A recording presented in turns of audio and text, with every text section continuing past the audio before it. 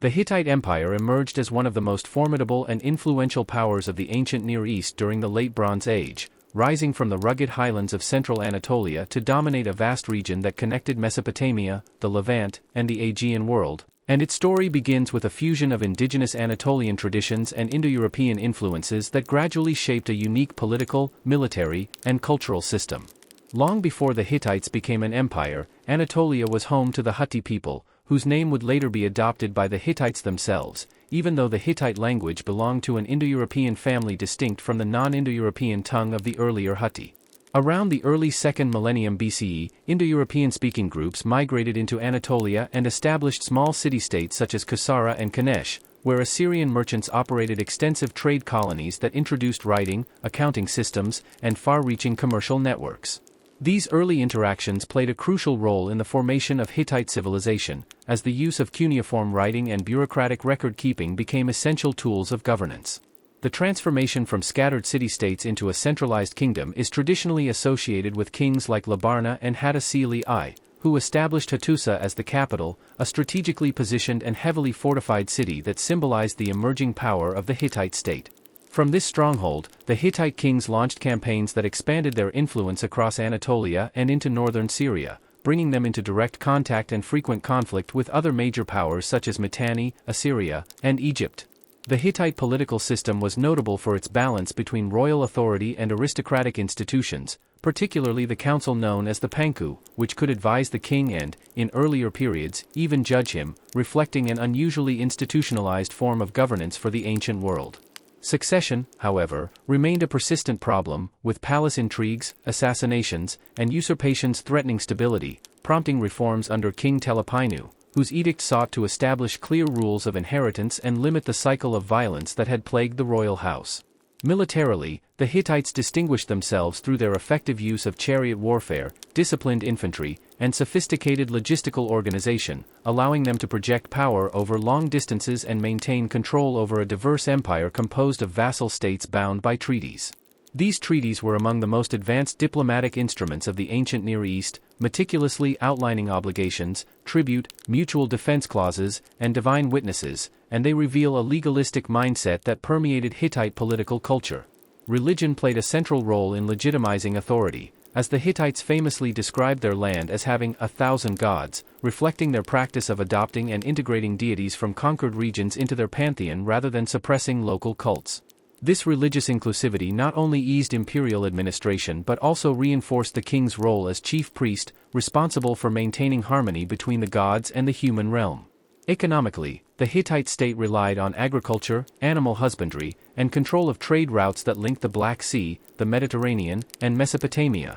while state-managed granaries and redistribution systems helped sustain armies and urban populations. The Hittites were also skilled metalworkers, benefiting from Anatolia's rich deposits of copper, silver, and iron, and although iron was initially rare and prestigious, Hittite experimentation with iron technology would later contribute to its wider diffusion after the collapse of the Bronze Age system. Culturally, the Hittites left behind an extraordinary archive of clay tablets from Hattusa, written in multiple languages including Hittite, Akkadian, Hurrian, and Luwian, which provide invaluable insight into their laws, myths, rituals, correspondence, and historical records. These texts reveal a society deeply concerned with order, oaths, and divine justice, as well as one that engaged creatively with the mythological traditions of Mesopotamia and the Levant, adapting stories such as the Epic of Gilgamesh and the Kumarbi cycle into their own religious framework. By the mid-2nd millennium BCE, under rulers like Suppiluliuma I, the Hittite Empire reached the height of its power, defeating Mitanni, asserting dominance over Syria, and becoming a central player in the international system of great powers that communicated through diplomacy, royal marriages, and gift exchange. This system, often referred to as the Club of Great Kings, placed the Hittite ruler on equal footing with the pharaoh of Egypt and the kings of Babylon and Assyria, marking a remarkable achievement for a state that had risen from relative obscurity. Yet the very complexity that enabled the Hittite Empire to flourish also made it vulnerable, as maintaining control over distant territories required constant military presence, careful diplomacy, and a stable internal order. The foundations laid in this formative period set the stage for both the grandeur and the fragility of the Hittite Empire, whose early development, administrative innovations, and cultural adaptability would leave a lasting legacy on the ancient Near East and prepare the ground for the dramatic events that would later define its zenith and eventual collapse. The mature phase of the Hittite Empire unfolded during the 14th and 13th centuries BCE, when the state evolved from a powerful Anatolian kingdom into a true imperial system that rivaled the greatest civilizations of the Late Bronze Age,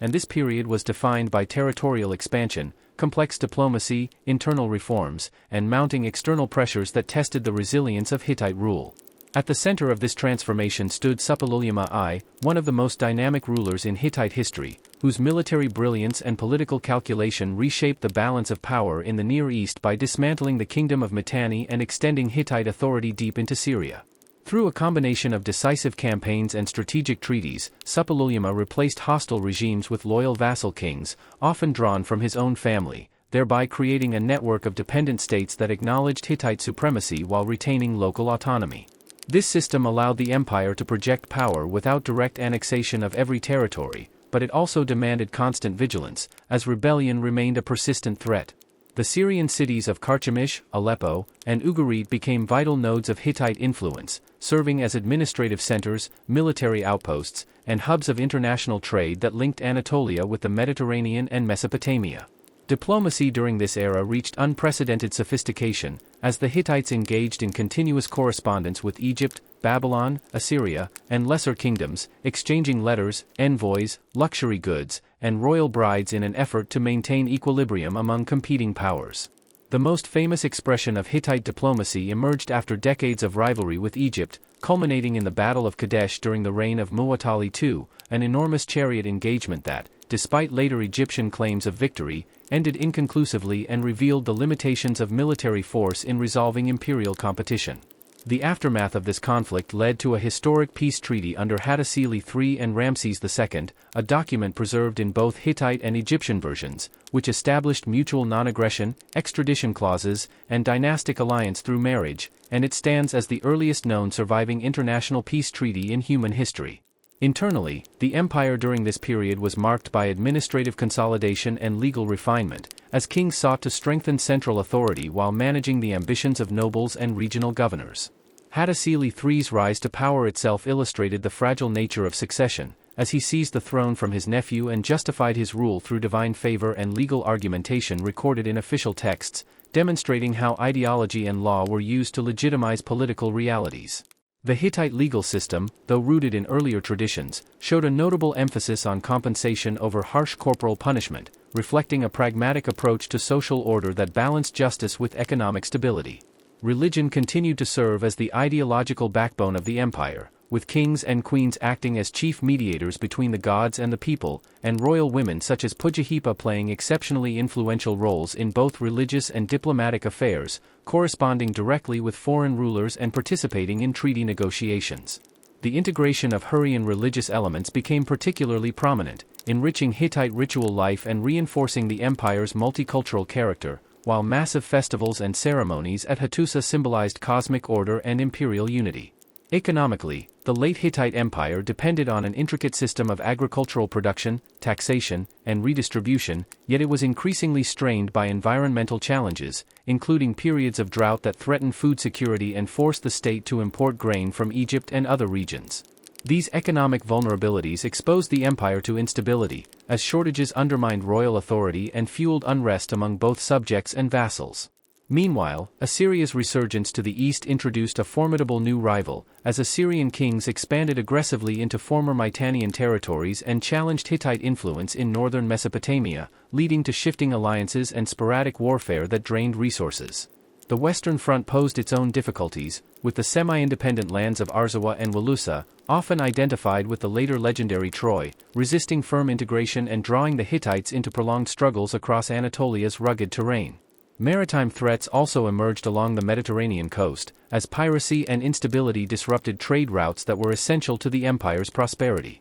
By the late 13th century BCE, under rulers such as Tudhaliya IV and Suppiluliuma II, the Hittite state was increasingly focused on survival rather than expansion, fortifying cities, reaffirming vassal treaties, and invoking divine protection through elaborate rituals intended to restore balance in a world perceived as slipping into disorder. The cumulative weight of military pressures, economic strain, internal dissent, and environmental stress gradually eroded the foundations of imperial control, even as the royal court continued to project an image of strength and legitimacy. This period of tension and adaptation revealed both the sophistication and the vulnerability of the Hittite imperial system, demonstrating how a state that had mastered diplomacy, law, and warfare could nonetheless be overwhelmed by interconnected crises beyond the capacity of any single ruler to resolve, setting the stage for the dramatic collapse of the Hittite Empire and the profound transformation of the Eastern Mediterranean world that would soon follow. The final phase of the Hittite Empire unfolded amid the sweeping upheavals of the late 13th and early 12th centuries BCE, when the interconnected world of the Eastern Mediterranean and Near East entered a period of systemic collapse that tested the limits of even the most resilient states, and for the Hittites this era marked a gradual but decisive unraveling of imperial authority. Under kings such as Tudhaliya IV and his son Suppiluliuma II, the Hittite court at Hattusa struggled to preserve stability in the face of mounting challenges that converged from multiple directions, including economic stress, environmental disruption, foreign invasion, and internal fragmentation. The empire's dependence on agricultural surplus made it acutely vulnerable to climatic fluctuations, and evidence from texts suggests repeated grain shortages and appeals for food aid from allies such as Egypt, revealing a level of strain that undermined both popular welfare and the state's ability to support armies and maintain loyalty among vassals. These material difficulties were compounded by political instability, as the authority of the central government weakened and local rulers and officials increasingly pursued their own interests, eroding the cohesion of the imperial system that had relied on constant oversight and ritual reaffirmation of loyalty. Externally, the Hittites faced relentless pressure from Assyria, which by this time had emerged as a highly militarized and expansionist power under kings like Tukulti-Ninurta I, pushing westward into territories that had once been firmly within the Hittite sphere and disrupting the delicate balance of power in northern Mesopotamia. To the west and northwest, unrest simmered among Anatolian populations and semi-independent regions, where long-standing resistance to Hittite control flared into open rebellion as central authority faltered. The coastal zones of Anatolia and Syria became increasingly unstable as maritime networks broke down, trade declined, and piracy intensified, further isolating the Hittite heartland from vital economic and diplomatic connections. Within this broader context of decline emerged the enigmatic phenomenon known as the Sea Peoples, groups whose precise origins remain debated but whose movements across the eastern Mediterranean are associated with the destruction or abandonment of major cities and the collapse of established states. Although the role of the Sea Peoples in the fall of the Hittite Empire remains complex and indirect,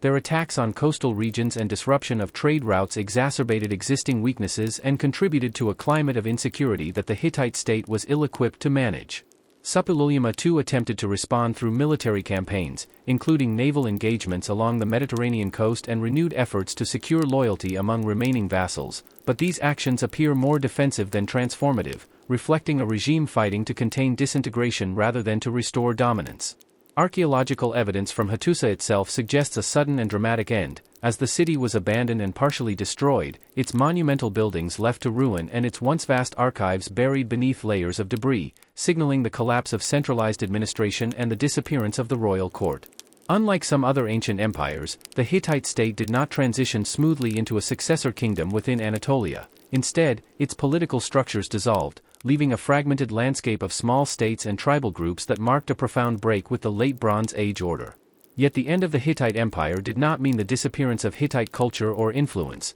for in northern Syria and southeastern Anatolia a series of Neo-Hittite or Syro-Hittite states emerged during the early Iron Age, preserving elements of Hittite language, religion, and artistic tradition while adapting to new political realities. These states, such as Carchemish, Melid, and Zinkerli, employed hieroglyphic Luwian inscriptions and monumental stone reliefs that depicted rulers, gods, and mythological scenes, providing a visual continuity that linked the memory of Hittite imperial grandeur to a transformed world. The legacy of the Hittites extended far beyond these regional survivals, as their legal concepts, treaty traditions, and diplomatic practices left a lasting imprint on Near Eastern political culture, influencing how later states conceptualized sovereignty, obligation, and international order. The famous peace treaty with Egypt, for example, became a model for subsequent diplomatic agreements, demonstrating that negotiated coexistence between great powers was both possible and desirable even in a competitive geopolitical environment. Linguistically, the decipherment of Hittite in the 20th century revolutionized the study of Indo-European languages, revealing that Hittite preserved archaic features that reshaped scholarly understanding of linguistic history and confirmed Anatolia as a crucial region in the early development of this language family. Religiously and mythologically, Hittite texts provided invaluable insight into the transmission and transformation of Near Eastern myths, showing how stories and rituals moved across cultural boundaries and were reshaped to serve new political and theological contexts. The fall of the Hittite Empire thus stands as a central episode in the broader Bronze Age collapse, illustrating how highly complex and interconnected systems can unravel when exposed to compounded stresses that exceed their capacity for adaptation. At the same time, the endurance of Hittite cultural elements in the centuries that followed highlights the distinction between the collapse of a state and the disappearance of a civilization, reminding us that ideas, traditions, and identities often outlive the political structures that first give them prominence. In this sense, the Hittites occupy a pivotal place in ancient history, not only as rulers of a powerful empire but also as contributors to enduring patterns of law, diplomacy, language, and cultural exchange that continued to shape the ancient world long after their imperial capital fell silent. The rediscovery and modern understanding of the Hittite Empire represent one of the most remarkable intellectual journeys in the study of ancient history, transforming a civilization once known only through fragmentary references in Egyptian and biblical texts into a richly documented and central actor in the story of the ancient Near East. For centuries after the fall of Hattusa, the Hittites faded from historical memory, their cities buried beneath Anatolian soil and their language entirely forgotten, leaving later civilizations with only vague recollections of a powerful northern kingdom that had once rivaled Egypt and Assyria. Classical authors occasionally mentioned a people called the Chalybes or Syrians of the north, but these references lacked clarity, and it was not until the 19th century that scholars began to suspect that the Hittites described in Near Eastern records corresponded to archaeological remains scattered across central Anatolia and northern Syria. Early travelers and archaeologists encountered massive stone ruins, city walls, and enigmatic reliefs carved with unfamiliar symbols, particularly at sites such as Bagaskoy, Yazilakaya, and Karchemish, yet the true identity of their builders remained uncertain. The breakthrough came with systematic excavations at Bagaskoy, identified as ancient Hattusa, where thousands of clay tablets were uncovered in the early 20th century, revealing an extensive royal archive written primarily in cuneiform script. The decipherment of these texts, especially after the recognition that the language recorded on many tablets was Indo-European, revolutionized ancient studies and confirmed that the Hittites were not a peripheral culture but one of the major powers of the Bronze Age world. This discovery reshaped scholarly understanding of political organization, diplomacy, and law in the second millennium BCE, as Hittite records provided unparalleled detail about treaties, royal correspondence, legal codes, and ritual practices, offering a level of internal documentation rarely matched by contemporary civilizations. Archaeology further illuminated the sophistication of Hittite urban planning, fortifications, and religious architecture, with Hattusa's massive gates, cyclopean walls, and sacred precincts demonstrating both technical skill and symbolic intent, while sites like Yazilakaya revealed open-air sanctuaries where processions of gods carved into rock expressed a cosmic vision of divine order aligned with royal authority. The artistic style of the Hittites, characterized by bold stone reliefs, stylized human and animal figures, and an emphasis on monumentality, reflected a culture deeply invested in projecting permanence and legitimacy, even as it absorbed influences from Hurrian, Mesopotamian, and Syrian traditions. Modern scholarship has also emphasized the Hittites' role as cultural mediators, situated at the crossroads of Anatolia, the Levant, and Mesopotamia, enabling them to transmit ideas, technologies, and myths across regions that might otherwise have remained more isolated. Their legal traditions, with their focus on compensation, proportionality, and contractual obligation, have attracted particular attention for revealing an alternative approach to justice distinct from the harsher punitive systems often associated with ancient law. In the realm of international relations, the Hittites are now recognized as pioneers of formal diplomacy, having developed standardized treaty formulas, oath rituals, and concepts of parity among great kings that laid the groundwork for later practices of interstate negotiation. The famous peace treaty with Egypt, preserved in both Akkadian and Egyptian versions, stands not merely as a historical curiosity but as evidence of a shared diplomatic culture that transcended linguistic and cultural boundaries. From a linguistic perspective, the study of Hittite and related Anatolian languages has profoundly influenced theories about the origins and early evolution of the Indo-European language family, as Hittite preserved archaic features that suggested a deeper and more complex prehistory than previously imagined. This linguistic legacy has positioned the Hittites as a key reference point in comparative philology, linking ancient Anatolia to a vast network of languages stretching across Europe and Asia. Beyond academia, the Hittites have increasingly entered public historical consciousness through museums, textbooks, and popular media, where they are presented as a compelling example of a civilization that combined military power with legal sophistication and cultural openness. Their story also resonates with modern reflections on the rise and fall of complex societies, as the collapse of the Hittite Empire illustrates how interconnected systems can fail under the cumulative weight of environmental stress, economic disruption, and geopolitical change. At the same time, the survival of Hittite cultural elements in Neo-Hittite states and their long-term influence on regional traditions challenge simplistic narratives of sudden disappearance, emphasizing continuity amid transformation. Today, ongoing excavations and advances in archaeological science continue to refine our understanding of Hittite chronology, economy, and daily life, revealing new details about everything from food production and textile manufacture to household religion and regional administration. As new tablets are deciphered and old interpretations revised, the Hittite Empire increasingly appears not as a rigid autocracy but as a dynamic and adaptive system capable of innovation and negotiation,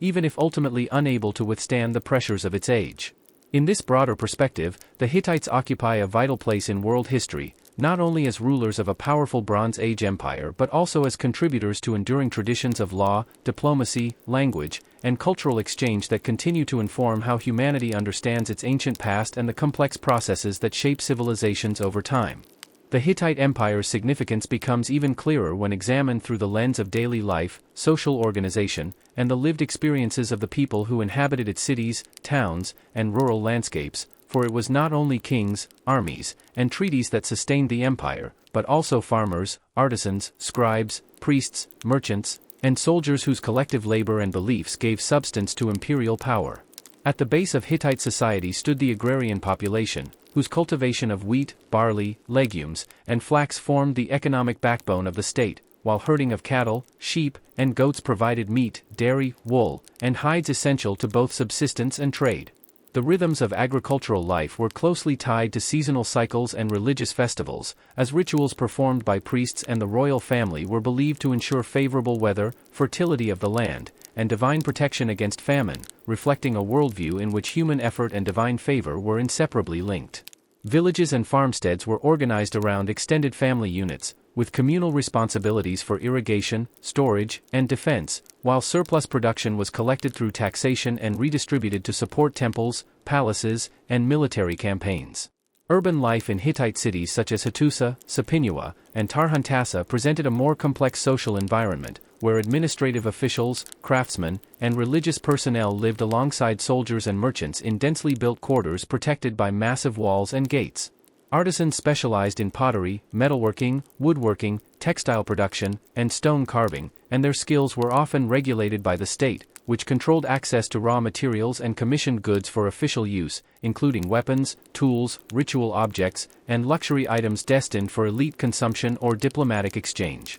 The presence of scribal schools within major urban centers underscores the importance of literacy and record-keeping in Hittite society, as scribes trained in multiple languages and scripts maintained archives of legal contracts, treaties, inventories, and ritual texts that enabled the empire to function as a coordinated administrative system. Social hierarchy was clearly defined yet not entirely rigid, with distinctions between free citizens, dependent workers, and slaves, though Hittite law provided specific protections and rights for each category, emphasizing compensation and legal process over arbitrary punishment. Women in Hittite society occupied a range of roles that extended beyond domestic life, as they could own property, participate in religious ceremonies, and, in the case of royal women, wield significant political and diplomatic influence, exemplified by queens such as Pujahipa, whose correspondence and legal authority attest to an unusually prominent female presence within the structures of power. Religion permeated every aspect of daily existence, shaping personal identity and communal cohesion through household rituals, local cults, and grand state festivals that reaffirmed the cosmic order and the legitimacy of the ruling dynasty. Temples served not only as sacred spaces but also as economic centers that owned land, employed workers, and managed resources, while priests and priestesses acted as intermediaries between the human and divine realms, interpreting omens, conducting sacrifices, and preserving ritual knowledge. The Hittite pantheon, drawn from a wide array of Anatolian, Hurrian, and Mesopotamian traditions, reflected the empire's multicultural character, allowing local communities to maintain familiar religious practices within an overarching imperial framework. Military service represented another central dimension of Hittite life, as both professional soldiers and conscripted laborers were required to support campaigns through fighting, construction, and logistics, and successful service could bring social advancement, land grants, or royal favor. The constant movement of armies and officials across the empire facilitated cultural exchange, spreading styles of dress, artistic motifs, and technological knowledge while also imposing the demands of imperial authority on distant regions. Trade networks connected Hittite lands to the Aegean, the Levant, and Mesopotamia, enabling the circulation of metals, textiles, ceramics, and luxury goods, and merchants operated under legal frameworks that regulated contracts, debts, and partnerships, highlighting the integration of commerce into the broader legal order. Despite these structures, life in the Hittite Empire was not free from hardship, as drought, disease, warfare, and political instability could disrupt communities and force individuals into dependency or displacement, conditions that become increasingly visible in the final centuries of the empire. Yet even amid uncertainty, the cultural resilience of Hittite society is evident in the continuity of rituals, legal practices, and artistic traditions that persisted beyond the collapse of central authority. The everyday experiences of Hittite subjects thus reveal an empire sustained not merely by conquest and diplomacy, but by complex social relationships, shared beliefs, and adaptive institutions that enabled diverse populations to coexist within a single political framework. By examining the Hittites at this human scale, their civilization emerges not as a distant abstraction of monuments and kings, but as a living society whose successes and struggles offer enduring insights into how ancient empires functioned, endured, and ultimately transformed, leaving traces that continued to shape the cultural landscape of Anatolia and the Near East long after the imperial capital had fallen silent. The Hittite Empire can also be understood most clearly by examining its military organization, strategic thinking, and the broader geopolitical environment in which it operated, for warfare and defense were not episodic events but constant conditions that shaped the empire's institutions, economy, and worldview. Unlike many ancient states that relied primarily on seasonal levies, the Hittites developed a flexible military system combining a standing core of trained warriors with large numbers of conscripts drawn from subject populations, enabling them to respond rapidly to threats while sustaining long campaigns far from the Anatolian heartland.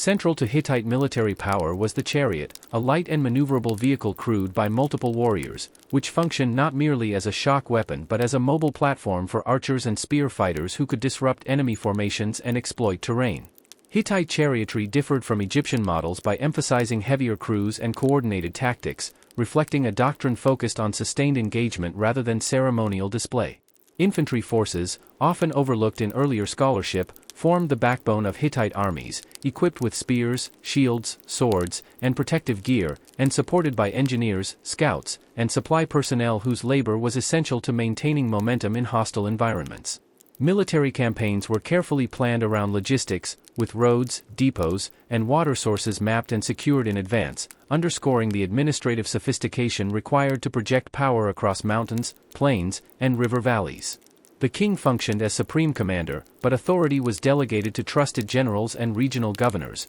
creating a hierarchy that balanced centralized control with operational flexibility. Warfare, however, was inseparable from diplomacy, as Hittite strategy emphasized the use of treaties, alliances, and vassal relationships to reduce the need for constant conquest and to stabilize borders through negotiated obligation rather than perpetual force. Vassal states were required to provide troops, supplies, and intelligence, effectively extending the empire's military reach while binding local elites to the Hittite system through oaths sworn before the gods. These oaths carried immense religious weight, and the fear of divine punishment for betrayal was deliberately cultivated as a deterrent, illustrating how belief functioned as a strategic asset alongside weapons and fortifications. Defensive architecture further reveals the militarized nature of Hittite society, as cities like Hattusa were encircled by massive walls, gates, and towers designed not only to repel attackers but to project an image of invincibility that reinforced psychological dominance. Border regions were fortified with garrisons and watchtowers, and frontier zones functioned as buffers where diplomacy, trade, and conflict intersected in fluid and often volatile ways. The empire's geopolitical position placed it in continual contact with rival powers whose ambitions and capabilities evolved over time, requiring constant adaptation in both military and diplomatic policy. Relations with Egypt oscillated between rivalry and cooperation, culminating in a balance of power that recognized mutual limits, while interactions with Assyria grew increasingly antagonistic as Assyrian kings adopted a more aggressive and expansionist posture. To the west, the fragmented political landscape of Anatolia posed a different challenge, as loosely organized polities and shifting alliances resisted permanent integration and forced the Hittites into repeated campaigns that drained resources without yielding lasting security. The sea, once a conduit for trade and communication, gradually became a zone of uncertainty, as maritime instability disrupted supply lines and exposed coastal territories to attack, highlighting the empire's relative weakness in naval power compared to its land-based strengths. Military service left a deep imprint on Hittite culture and law, shaping concepts of loyalty, honor, and obligation that extended beyond the battlefield into civilian life. Legal texts address issues such as desertion, failure to perform duties, and the treatment of prisoners, reflecting an attempt to regulate violence and incorporate it into a moral and legal framework that upheld order even amid conflict. War captives were often resettled within the empire as laborers or dependents, contributing to economic production while also altering the demographic and cultural composition of communities, a process that reinforced imperial integration but also carried the risk of unrest. Rituals accompanied every major military undertaking, from divination before campaigns to purification ceremonies after battle, revealing a belief that success depended as much on divine favor as on human skill. Defeat, conversely, was interpreted as a sign of cosmic imbalance or ritual failure, prompting renewed religious activity rather than purely tactical reassessment. This fusion of military practice, legal regulation, and religious ideology created a distinctive Hittite approach to power, one that sought stability through order, obligation, and negotiated hierarchy rather than through unchecked domination. Yet this system, effective for centuries, contained inherent vulnerabilities, as it depended on continuous enforcement, reliable communication, and shared belief in the legitimacy of Hittite authority, all of which could erode under sustained pressure. When environmental stress, economic disruption, and external aggression converged in the Late Bronze Age, the finely balanced machinery of Hittite military and diplomatic power proved unable to adapt quickly enough to prevent collapse. Nevertheless, the Hittite experience offers a compelling case study in how ancient empires managed violence and cooperation on a grand scale, revealing a world in which war was not merely destruction but a regulated and deeply integrated aspect of political life. Through their armies, treaties, and strategic choices, the Hittites helped define the rules of power in the ancient Near East, leaving behind a legacy that continues to inform modern understanding of how complex states defend themselves, negotiate survival, and ultimately confront the limits of their own systems. The intellectual and religious world of the Hittite Empire reveals a civilization deeply committed to understanding order, causality, and the relationship between human society and the divine, and this worldview shaped not only ritual life but also law, governance, and historical memory. At the heart of Hittite belief was the conviction that the universe operated according to a fragile balance maintained through correct ritual practice, ethical conduct, and respect for divine authority, and when calamity struck in the form of plague, famine, or military defeat, it was interpreted not as random misfortune but as a sign that this balance had been disturbed. The gods of the Hittites formed an extraordinarily diverse pantheon drawn from Anatolian, Hattite, Hurrian, Mesopotamian, and Syrian traditions, resulting in what the Hittites themselves described as the land of 1,000 gods, a phrase that captured both religious inclusivity and the administrative challenge of managing countless local cults within a single imperial framework. Chief among these deities was the storm god, associated with weather, fertility, and royal power, whose favor was essential for agricultural prosperity and military success, while goddesses such as the sun goddess of Irina embodied justice, legitimacy, and cosmic order, reinforcing the moral dimension of kingship. Rather than suppressing local religions, the Hittites incorporated them into state cults, often translating rituals and hymns into multiple languages and preserving them in archives, an approach that reflected both theological pragmatism and political strategy. Ritual texts reveal an intense concern with precision, as ceremonies were meticulously prescribed, including specific offerings, gestures, spoken formulas, and even the correct emotional disposition of participants, for any deviation was believed to risk divine displeasure. Magic and ritual purification played a significant role in addressing impurity, illness, and social conflict, with specialized practitioners performing elaborate ceremonies to remove curses, cleanse pollution, and restore harmony between individuals, communities, and the gods. The intellectual foundations of this religious system are visible in Hittite myths, many of which were adapted from Hurrian and Mesopotamian sources yet reinterpreted to reflect Hittite values, such as the Kumarbi cycle, which explored themes of succession, rebellion, and legitimacy among the gods in ways that resonated with human political experience. These myths were not merely stories but explanatory frameworks that linked divine history to contemporary events, providing meaning and reassurance in times of crisis. Closely connected to religion was the Hittite legal tradition, which viewed law as an extension of cosmic order rather than a purely human invention, and legal texts frequently invoke the gods as witnesses and guarantors of justice. Unlike some ancient legal systems that emphasized harsh retribution, Hittite law prioritized restitution, compensation, and reconciliation, reflecting a pragmatic understanding of social stability that sought to repair relationships rather than simply punish offenders. Oaths and treaties were infused with religious symbolism, binding parties through divine oversight and ritual sanction, and the fear of supernatural consequences for oath-breaking served as a powerful deterrent in both domestic and international contexts. The Hittites also displayed a strong historical consciousness, recording annals, decrees, and treaties with careful attention to causality and precedent, suggesting an emerging sense of historiography that linked past actions to present outcomes. Kings justified their decisions by referencing earlier agreements and divine commands, portraying themselves not as arbitrary rulers but as guardians of inherited order and tradition. Education and intellectual life were centered on scribal culture, where students learned multiple languages, scripts, and genres, enabling them to preserve and transmit knowledge across generations and regions. The coexistence of cuneiform and hieroglyphic scripts reflects a society comfortable with multiplicity and adaptation, while the sheer volume of preserved texts testifies to an enduring commitment to documentation and reflection. This intellectual richness extended to practical knowledge as well, including astronomy, medicine, and divination, disciplines that blended empirical observation with religious interpretation to guide decision-making in uncertain circumstances. Dreams, omens, and oracles were consulted at every level of society, from royal councils to household concerns, reinforcing the perception that the divine world actively communicated with humanity. Yet this intense reliance on ritual and interpretation also created vulnerability,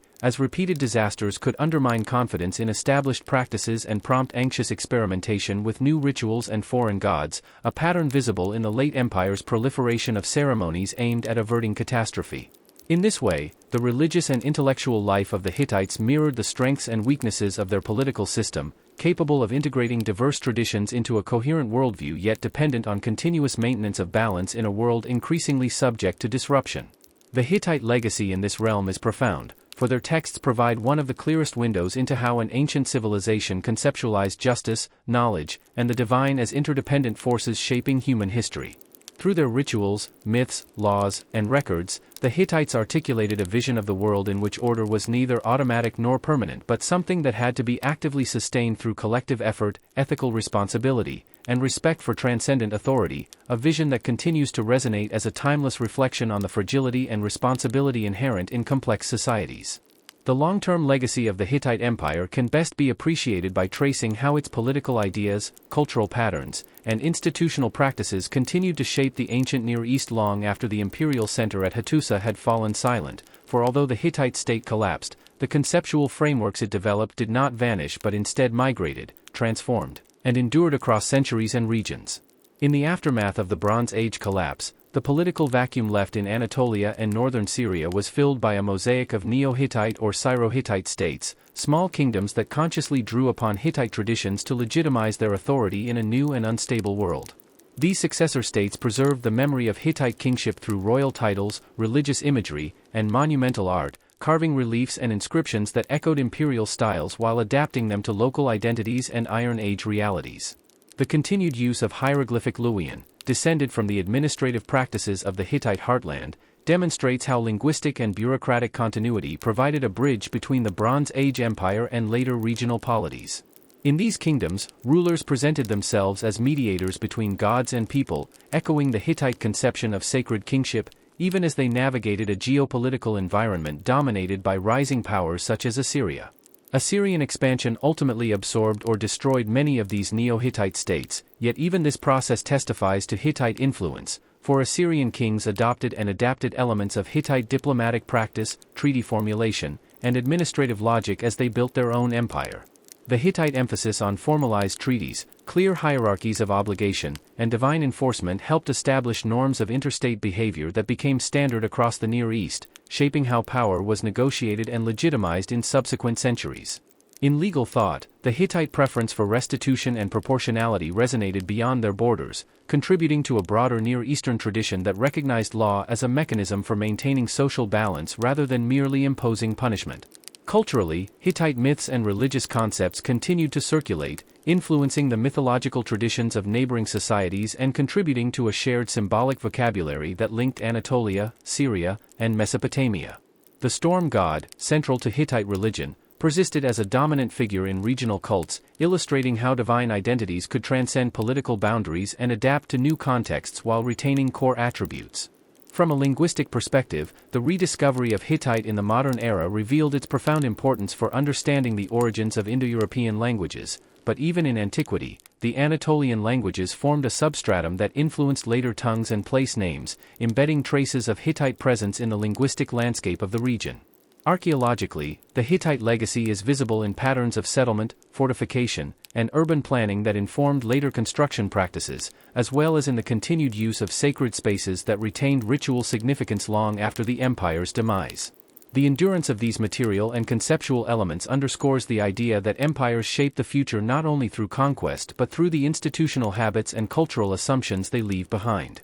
Modern interpretations of the Hittite Empire have increasingly emphasized its role as a mediator civilization, one that connected disparate regions and traditions and demonstrated how diversity could be managed through law, ritual, and negotiated authority rather than through uniformity alone. This perspective challenges older narratives that viewed the Hittites primarily as warriors or imperial rivals of Egypt, instead highlighting their contributions to the evolution of governance, diplomacy, and cultural integration. The Hittite experience also offers a cautionary lesson about the limits of complexity, showing how systems that rely on constant coordination and surplus production can become fragile when confronted with environmental stress, economic disruption, and cascading political failure. Yet this fragility does not negate the creativity and resilience evident in the empire's adaptive strategies, from its inclusive religious policies to its sophisticated legal and diplomatic frameworks. In the broader sweep of world history, the Hittite Empire stands as an early experiment in managing a multicultural, multi-regional state through negotiated relationships rather than absolute domination,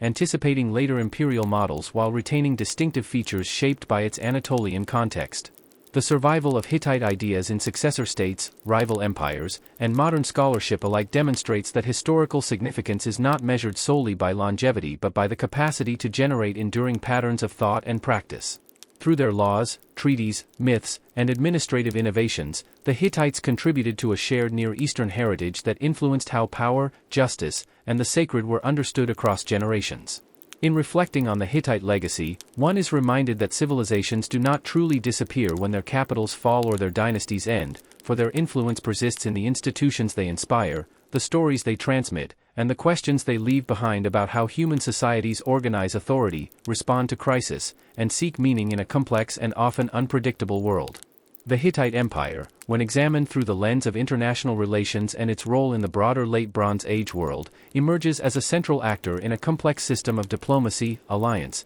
and conflict that defined the Eastern Mediterranean and Near East, revealing the sophistication with which a regional power could project influence far beyond its own borders. From its earliest expansion into northern Syria and Anatolia, the Hittite state cultivated a network of vassal kingdoms and client cities, carefully balancing coercion with negotiation to maintain authority over territories that were culturally diverse and geographically dispersed. This system relied on formalized treaties, oaths sworn before gods, and periodic reaffirmation of loyalty, practices that allowed Hittite rulers to extend power without direct annexation while ensuring that rebellion carried both political and religious consequences. Hittite kings corresponded regularly with contemporary rulers, including those of Egypt, Assyria, Babylonia, and Mitanni, exchanging letters that conveyed diplomatic nuance, legal stipulations, and requests for marital alliances, gifts, or military cooperation. The The correspondence demonstrates an early form of what modern scholars might term international law, wherein mutual recognition and obligation were codified in writing and reinforced by religious authority, illustrating a keen awareness of reputation, precedent, and balance of power. Among the most dramatic episodes of Hittite diplomacy was the protracted rivalry with Egypt, culminating in the famed Battle of Kadesh under Muwatalli II, which, though tactically inconclusive, became a catalyst for long-term negotiation and treaty-making. The subsequent peace agreement between Hattusili III and Ramses II established not only cessation of hostilities but also mutual defense clauses, formalized extradition, and dynastic marriage alliances, marking the earliest surviving example of an international peace treaty and highlighting the Hittites' capacity for both pragmatism and strategic vision. These interactions reveal that military power alone was insufficient for managing complex relationships and that the projection of influence depended equally on persuasion, ritual legitimacy, and the careful management of symbolic authority. Hittite foreign policy also had to contend with shifting regional dynamics, such as the resurgence of Assyria, which gradually expanded into northern Mesopotamia and threatened Hittite influence in former Mitanni territories, forcing successive kings to recalibrate alliances and fortify northern borders. In the west, semi-independent Anatolian states and coastal polities resisted central control, requiring a combination of military campaigns, client rulers, and ritualized submission to maintain nominal Hittite authority. Trade, too, was an instrument of foreign policy, as control of key routes and access to luxury goods such as metals, textiles, and timber allowed the Hittites to bind allies economically and to display prestige that reinforced political hierarchies. The empire's ability to integrate diverse peoples was rooted not only in coercion but also in religious and cultural accommodation, as conquered populations were allowed to maintain local deities and rituals, often incorporated into the Hittite pantheon, thereby reducing resistance and facilitating loyalty. Within this international framework, Hittite kings presented themselves as intermediaries between humans and gods, portraying the empire itself as a divinely sanctioned order that both justified authority and imposed moral obligations on rulers and subjects alike. This ideology extended to the legal domain, where contracts, treaties, and disputes were framed in terms of divine oversight, ensuring that the enforcement of law carried cosmic as well as temporal significance. The Hittite approach to governance and diplomacy was thus holistic, integrating military, legal, religious, and economic tools to sustain influence across a multi-ethnic and geographically diverse realm. Nevertheless, the very mechanisms that allowed the Hittites to manage complexity also revealed vulnerabilities. Reliance on vassal loyalty, tribute, and communication across difficult terrain made the empire sensitive to environmental stress, economic disruption, and internal dissent, while the increasing militarization of neighboring powers such as Assyria and the destabilizing effects of migrating groups like the Sea Peoples exposed the limits of Hittite adaptability. By the late 13th and early 12th centuries BCE, these cumulative pressures eroded the empire's capacity to maintain external relationships and internal cohesion, culminating in the abandonment of Hattusa, the disintegration of vassal networks, and the disappearance of centralized authority.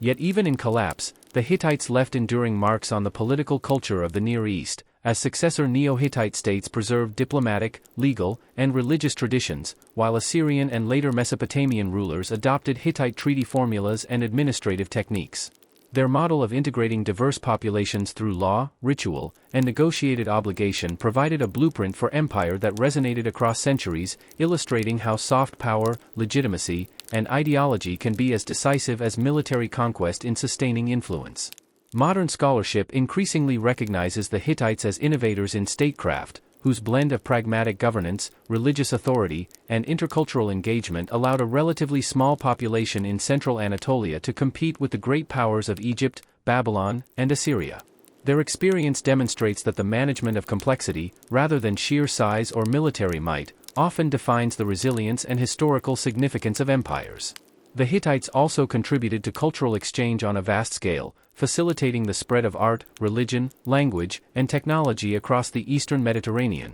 while their archives preserve an unparalleled record of administrative thought, diplomatic nuance, and legal reasoning that continues to inform our understanding of the ancient world. By integrating military strategy, legal systems, religious ideology, and diplomatic acumen into a cohesive imperial framework, the Hittite Empire exemplifies how human societies attempt to impose order on a complex and often unstable world, leaving behind a legacy of political innovation, cultural synthesis, and historical consciousness that echoes far beyond the temporal limits of their rule and continues to offer insight into the challenges and possibilities inherent in the exercise of power. The Hittite Empire, viewed in its entirety, emerges as a civilization defined by adaptability, innovation, and the capacity to negotiate complexity in ways that shape the political, cultural, and intellectual landscape of the ancient Near East, offering profound lessons on the dynamics of empire, the interplay of power and belief, and the persistence of human creativity even amid instability. Central to the Hittite experience was the capacity to integrate diverse peoples and traditions into a coherent political system, a task accomplished through a combination of military strength,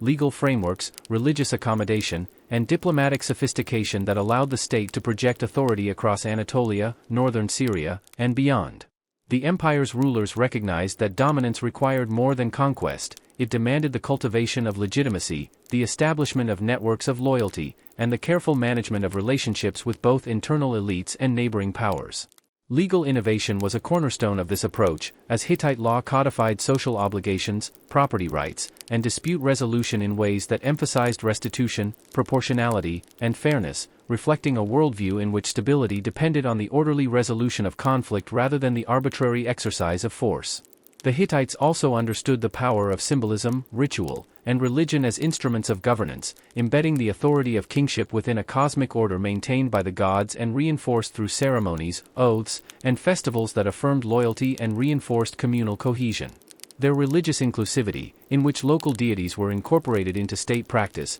demonstrates a pragmatic recognition that cultural diversity could be harnessed to political advantage, fostering allegiance while preserving the identities of subjugated or allied peoples. Diplomacy functioned alongside military power as a central tool of statecraft, with correspondence between Hittite kings and their counterparts in Egypt, Assyria, Babylonia, and Mitanni revealing a sophisticated understanding of negotiation, precedent, and mutual obligation. Treaties, often sworn before gods and inscribed in writing, established norms of international behavior, defined spheres of influence, and provided mechanisms for dispute resolution, highlighting an early form of regulated interstate relations in which honor, reputation, and religious sanction were as crucial as armed strength. The Hittites' military organization, meanwhile, reflected careful attention to strategy, logistics, and the integration of diverse forces, from chariotry to infantry, engineers, and auxiliary troops drawn from vassal populations, enabling sustained campaigns and flexible responses to both internal and external threats.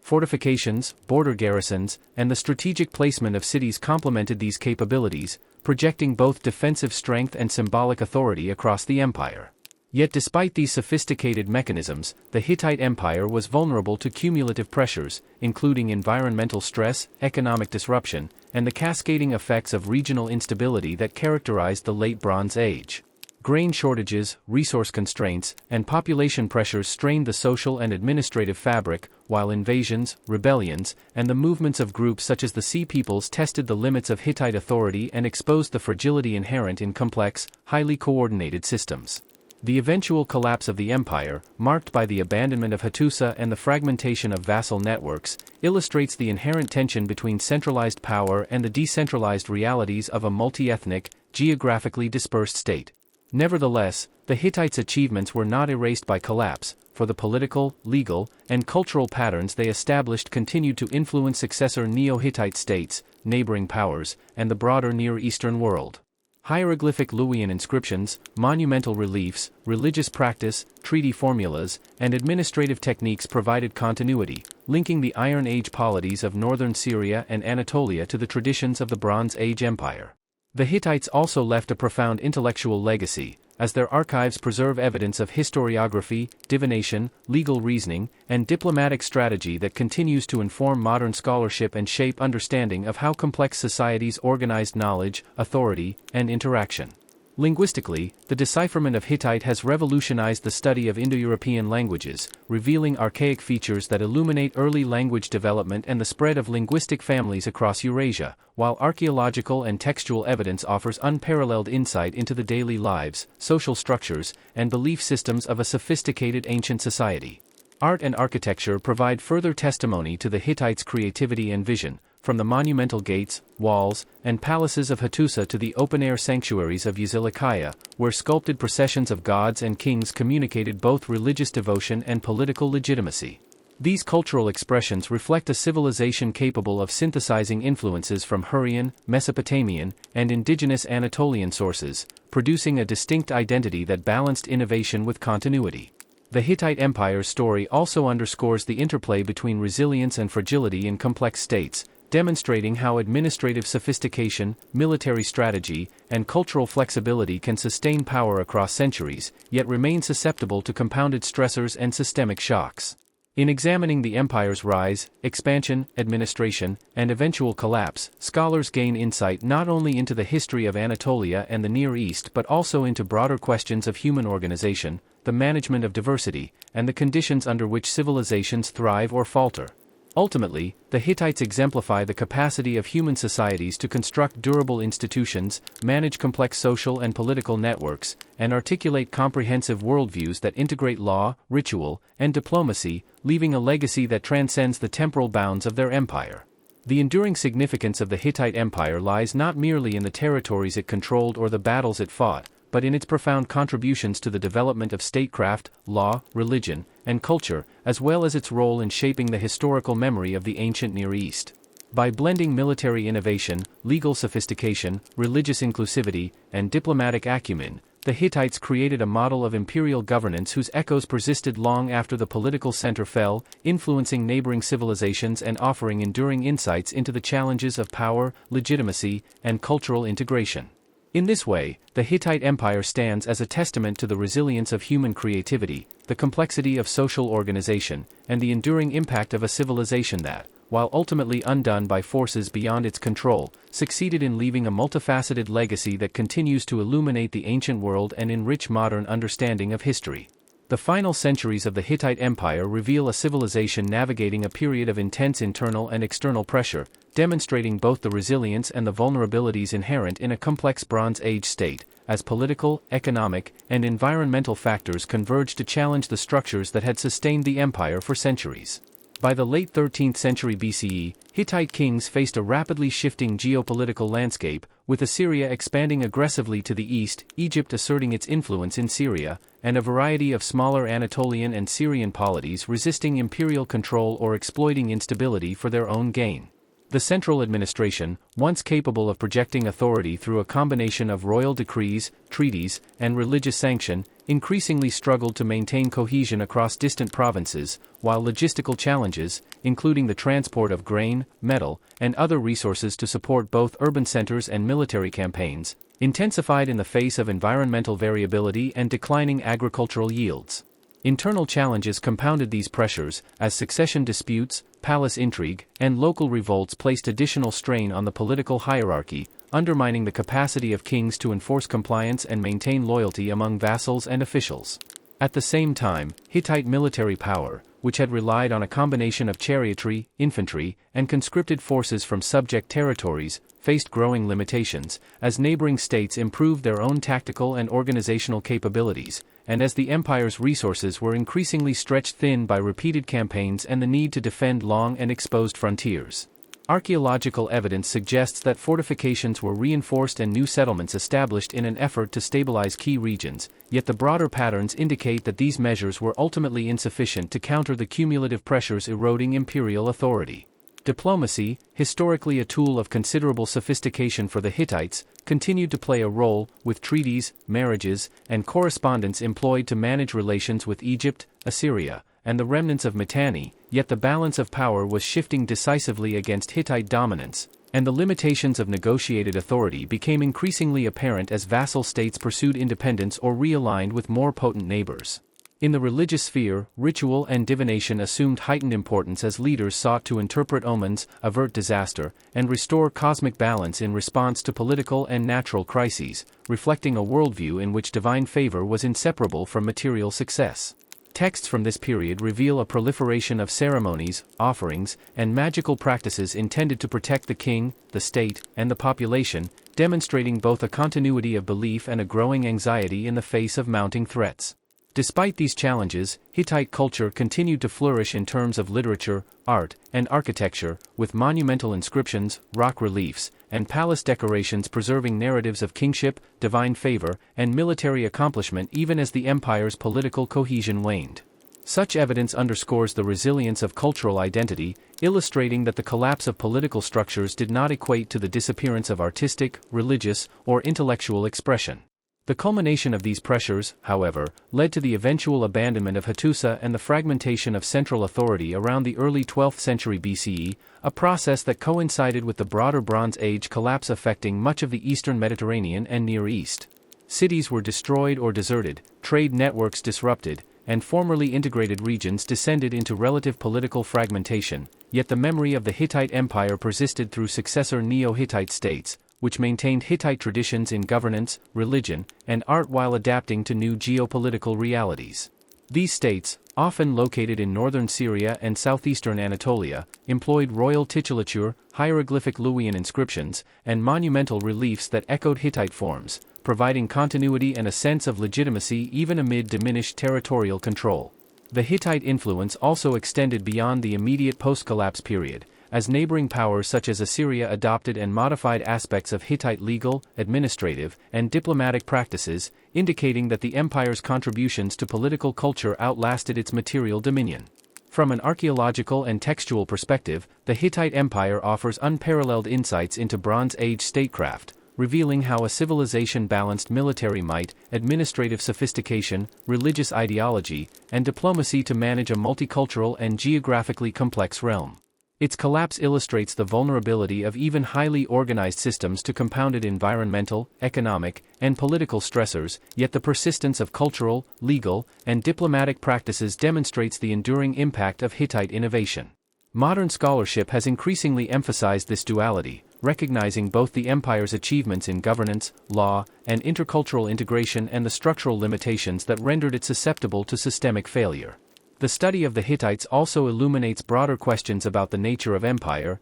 the dynamics of cultural continuity and transformation, and the ways in which human societies confront uncertainty, demonstrating that resilience is as much about intellectual, legal, and religious structures as it is about military or economic power. The Hittite experience underscores the interdependence of political, social, and environmental factors in sustaining complex states and highlights the role of belief, ritual, and cultural identity in maintaining cohesion under pressure. By integrating military strategy, diplomacy, legal frameworks, and religious practice into a coherent system, the Hittites created an empire whose influence extended far beyond the borders and lifespan of its central administration, shaping the historical and cultural development of Anatolia and the Near East for centuries to come. In reflecting upon the final phase of the Hittite Empire, it becomes clear that the story of Hattusa and its kings is not simply one of decline, but of the enduring tension between ambition and constraint, innovation and vulnerability, demonstrating how even in the face of collapse, the intellectual, cultural,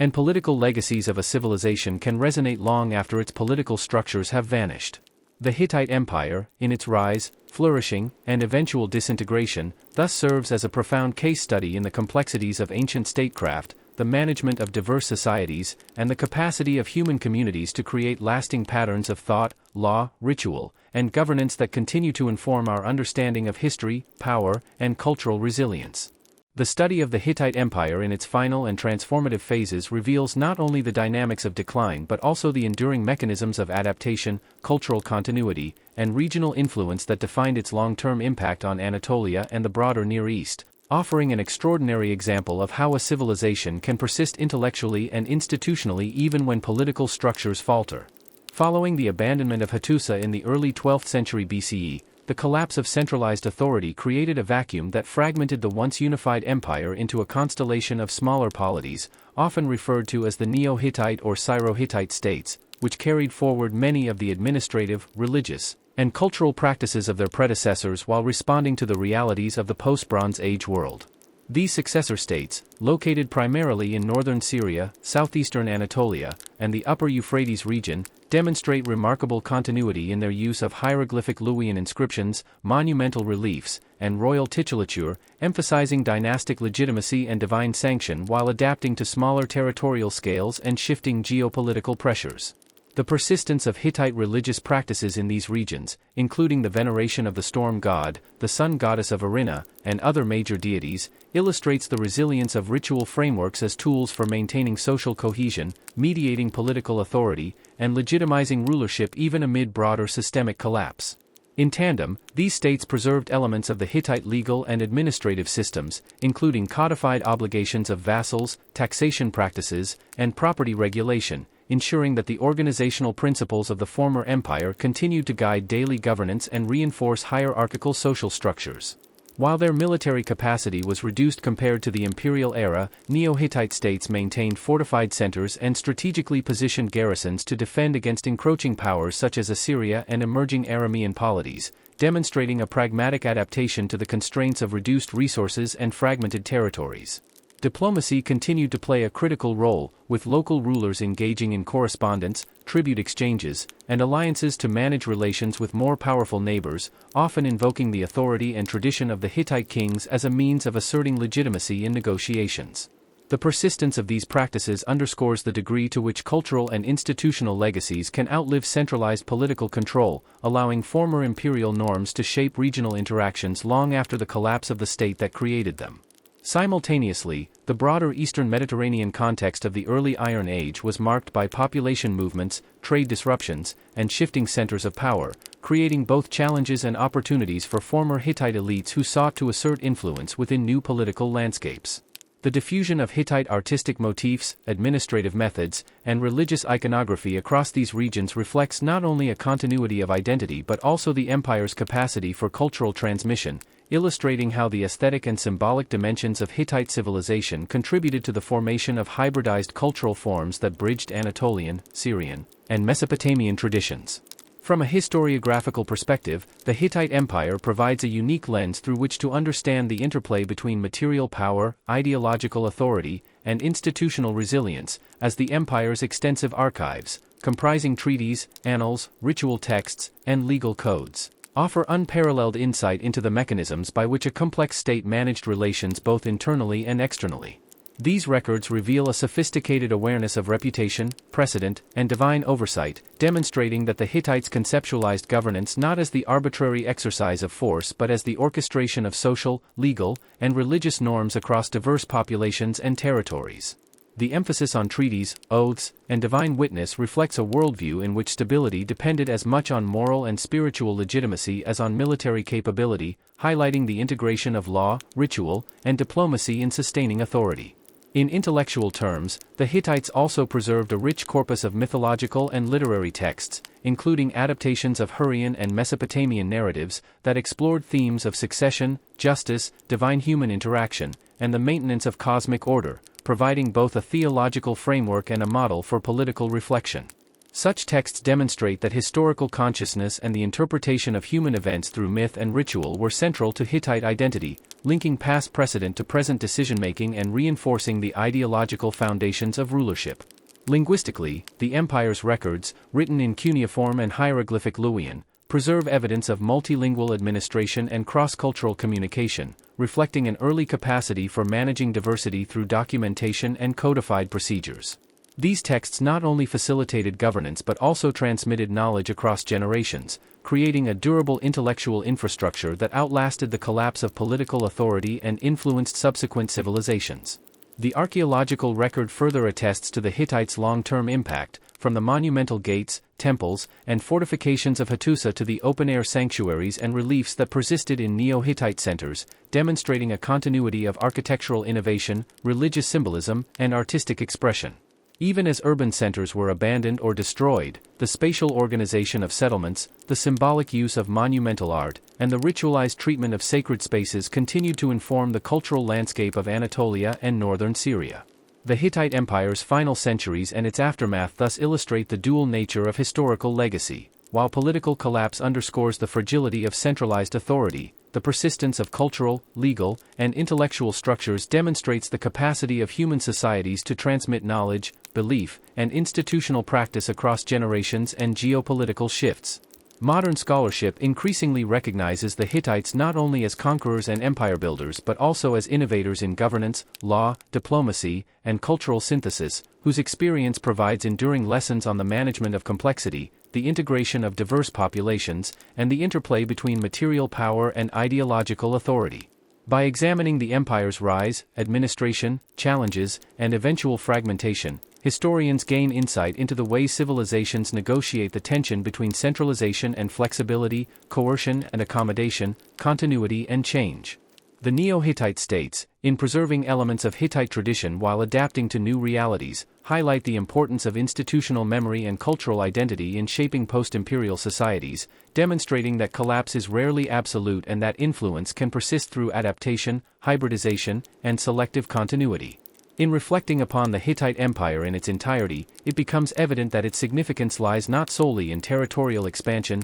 military conquest, or dynastic achievement, but in the integrated systems of law, ritual, diplomacy, and cultural expression that allowed it to function as a sophisticated, multi-ethnic, and long-lasting civilization. The endurance of these structures and ideas, transmitted through successor states, neighboring powers, and eventually rediscovered by modern scholarship, underscores the profound and multifaceted legacy of the Hittites. Their example illuminates the dynamics of ancient statecraft, the resilience of human institutions, and the enduring capacity of societies to shape history even amid upheaval, offering insights that continue to inform our understanding of political organization, cultural integration, and the complex interplay of power, belief, and identity across time. The Hittite Empire, in its full historical arc, represents one of the most instructive examples of a Bronze Age civilization that combined military prowess, administrative sophistication, religious complexity, and diplomatic acumen to construct a durable and influential state, yet ultimately confronted the vulnerabilities inherent in managing a multi-ethnic,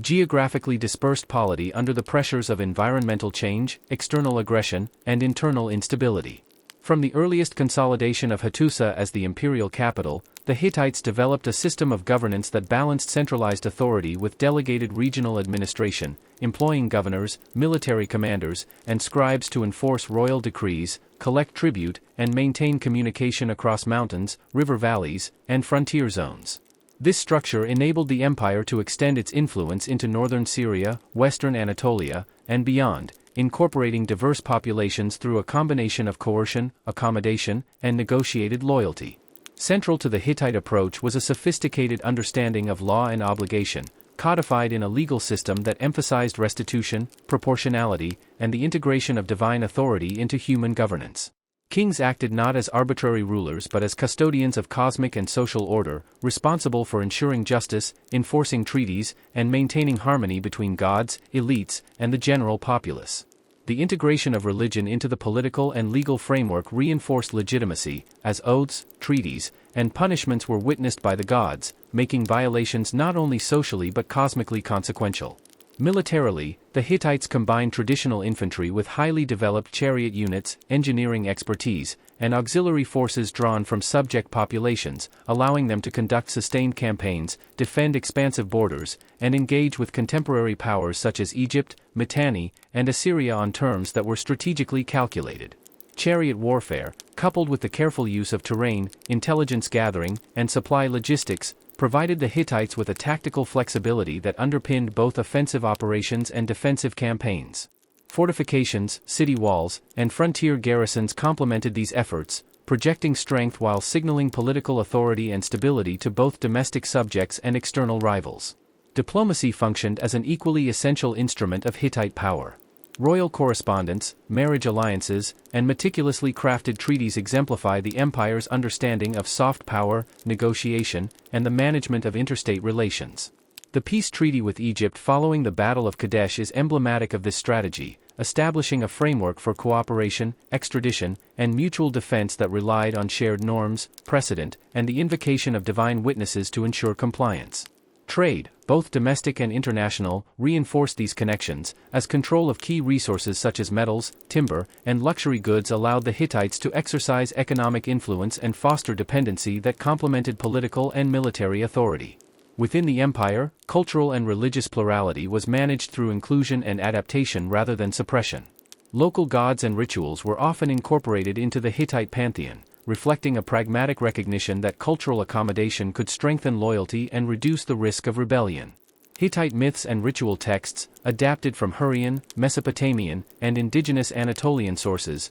provided a shared ideological framework, linking divine narratives to political legitimacy and social morality. These texts illustrate the Hittite emphasis on historical consciousness, causal reasoning, and moral order, framing both success and failure in terms of cosmic as well as human causality. Despite this sophisticated integration of military, legal, religious, and diplomatic strategies, the Hittite Empire faced structural vulnerabilities. Dependence on vassal loyalty, long supply lines, and centralized coordination made the state susceptible to environmental stress, population pressures, and economic disruption, while increasing external aggression, from rising Assyria in the east to destabilizing migratory groups such as the Sea Peoples, tested the limits of imperial resilience. Palace intrigues, succession disputes, and internal revolts further strained cohesion, highlighting the delicate balance between central authority and regional autonomy. By the early 12th century BCE, these combined pressures led to the collapse of Hattusa, the fragmentation of the imperial administration,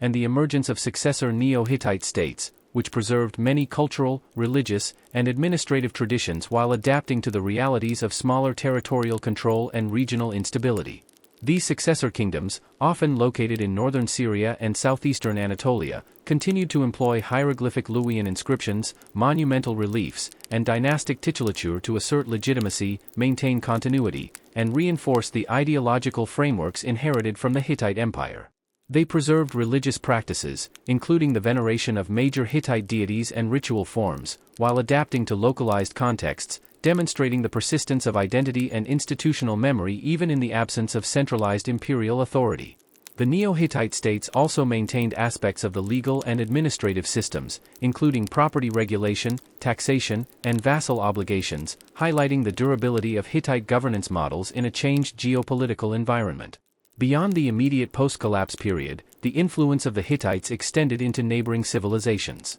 Assyria, Babylon, and later Iron Age states adopted and adapted elements of Hittite diplomacy, treaty formulation, legal thought, and artistic expression, illustrating the broader regional imprint of Hittite innovations. Culturally, Hittite artistic motifs, monumental architecture, and religious symbolism continued to inform Anatolian and Syrian traditions, contributing to a shared cultural vocabulary that bridged political and temporal boundaries. From a modern historiographical perspective, the Hittite Empire offers unparalleled insight into the management of complex societies, the integration of military, legal, and religious institutions, and the dynamics of cultural transmission in the ancient world. Its archives, encompassing treaties, ritual texts, annals, and correspondence, provide a detailed record of administrative sophistication, international relations, and intellectual engagement, revealing a civilization capable of both practical governance and reflective understanding of its own historical and cosmic context. The Hittites exemplify the interplay between resilience and fragility,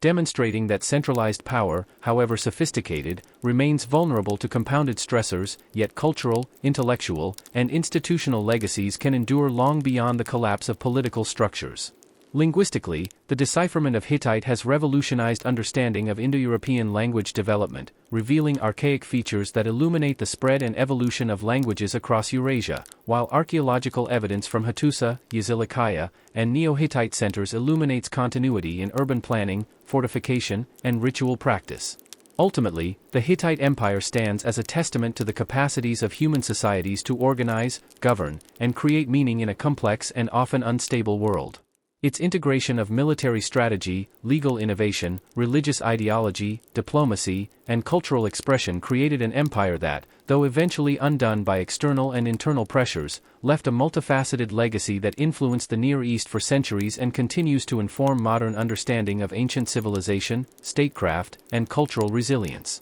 Through its achievements and its collapse, the Hittite Empire offers enduring lessons on the management of complexity, the negotiation of diversity, and the enduring power of ideas, institutions, and cultural identity to shape history long after political authority has faded. The Hittite Empire, in its long and complex history, serves as a vivid example of the dynamic interplay between power, culture, and innovation in the Late Bronze Age, illustrating how a civilization situated at the crossroads of Anatolia, Syria, and Mesopotamia could construct a sophisticated state apparatus capable of managing diversity, projecting influence, and leaving a lasting imprint on regional history, even amid eventual political collapse. From its earliest formation, the Hittites developed a system of governance that balanced centralized royal authority with delegated regional control, appointing governors, military officials, and scribes to oversee vassal territories, collect tribute, administer justice, and coordinate military obligations, ensuring that the king's authority could extend over geographically dispersed and culturally heterogeneous populations. This administrative sophistication was mirrored in the Hittites' legal and diplomatic frameworks, which emphasized codified obligations, restitution over retribution, and the integration of divine sanction into human governance, creating a system in which social, legal, and cosmic order were inseparable. Kingship itself was framed as a sacred office, with the monarch serving as mediator between gods and people, responsible for preserving justice, ensuring stability, and conducting rituals that reaffirmed both political authority and cosmic balance. Religious practice was thus deeply intertwined with political legitimacy, with extensive pantheons, ritual ceremonies, and divination practices shaping the social and moral landscape of the empire, while also serving as tools for governance, conflict resolution, and the integration of conquered or allied populations. Hittite military organization was another pillar of imperial strength, combining highly trained chariot units, infantry forces drawn from both the heartland and subject territories, and sophisticated engineering and logistical planning,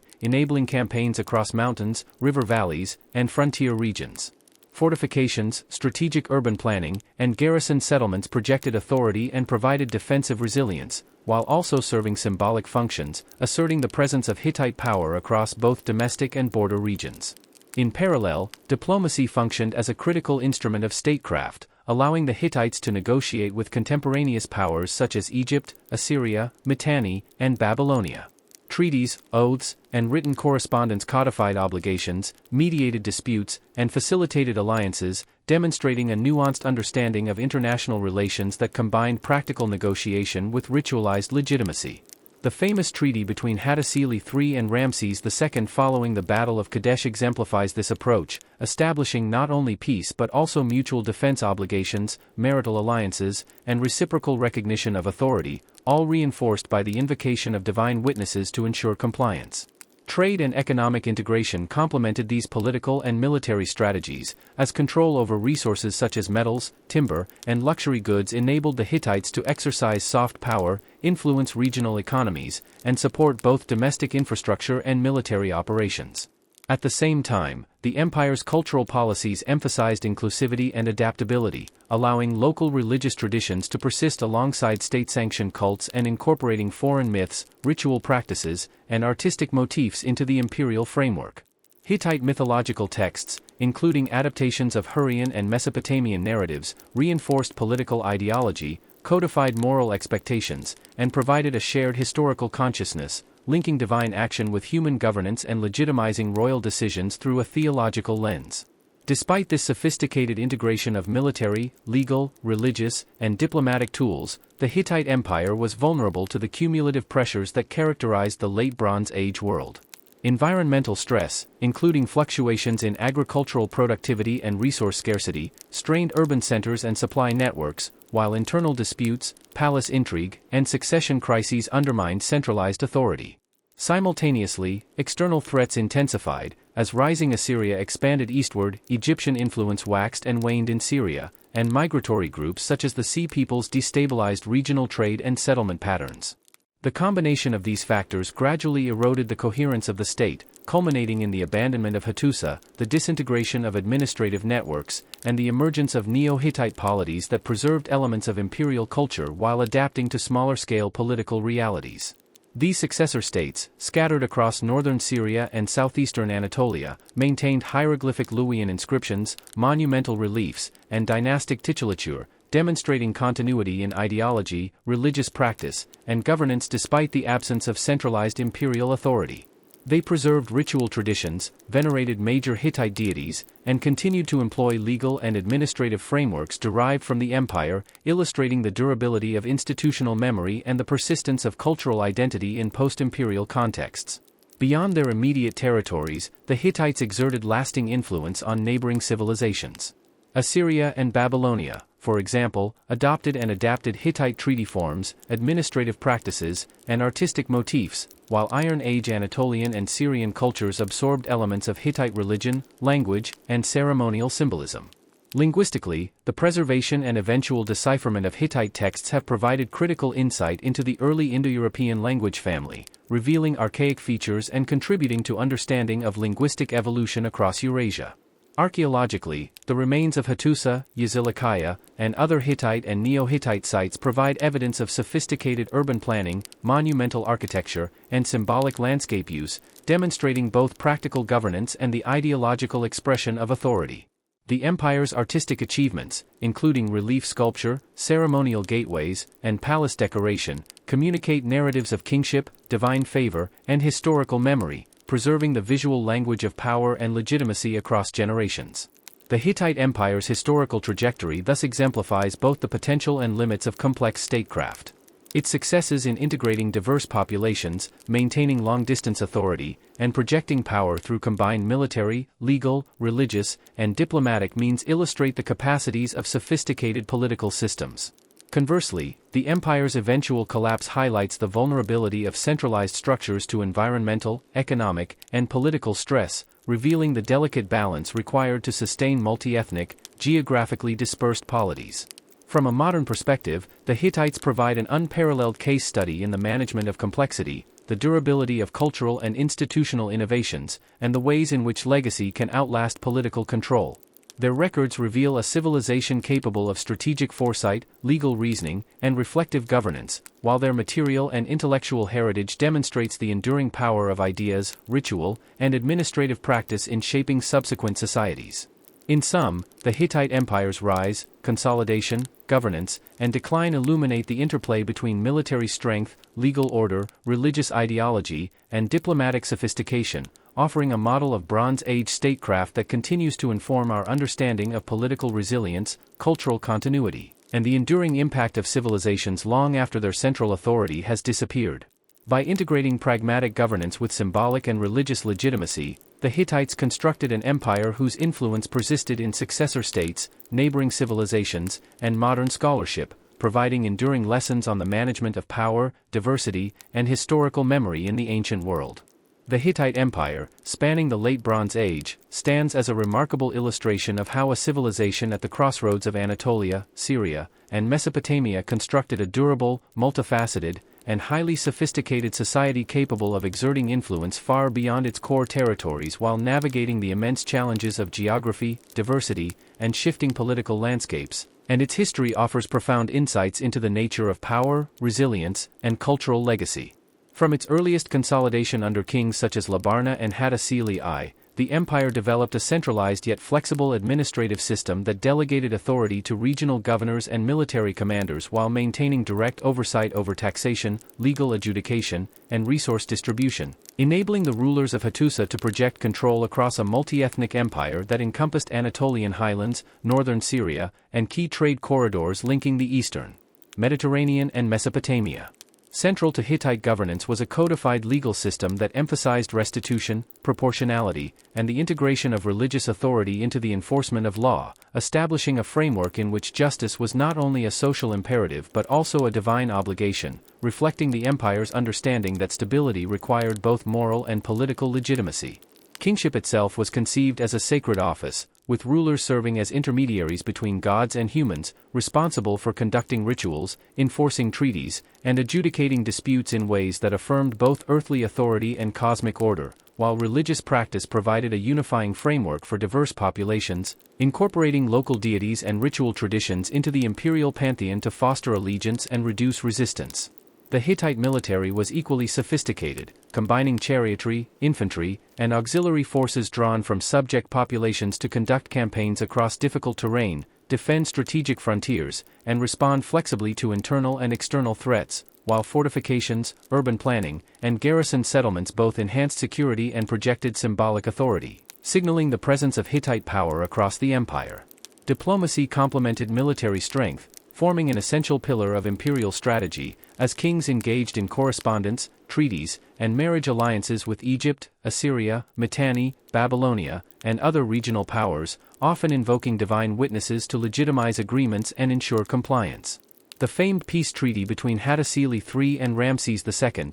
for example, illustrates the empire's capacity for negotiation and long-term strategic planning, incorporating clauses on mutual defense, extradition, and dynastic marriages, and demonstrating that influence depended as much on legal, religious, and diplomatic acumen as on battlefield success. Economic strategy was intertwined with these political and military frameworks, as control of resources, trade routes, and luxury goods allowed the Hittites to exercise both coercive and soft power, binding allies and vassals through material as well as ideological means, while the circulation of metals, textiles, timber, and foodstuffs supported urban centers, military operations, and regional stability. Culturally, the empire fostered a rich intellectual and artistic tradition, blending Anatolian, Hurrian, and Mesopotamian motifs to produce distinctive monumental reliefs, palace decoration, and ritual inscriptions that conveyed narratives of kingship, divine favor, and historical memory, reinforcing both political authority and shared identity.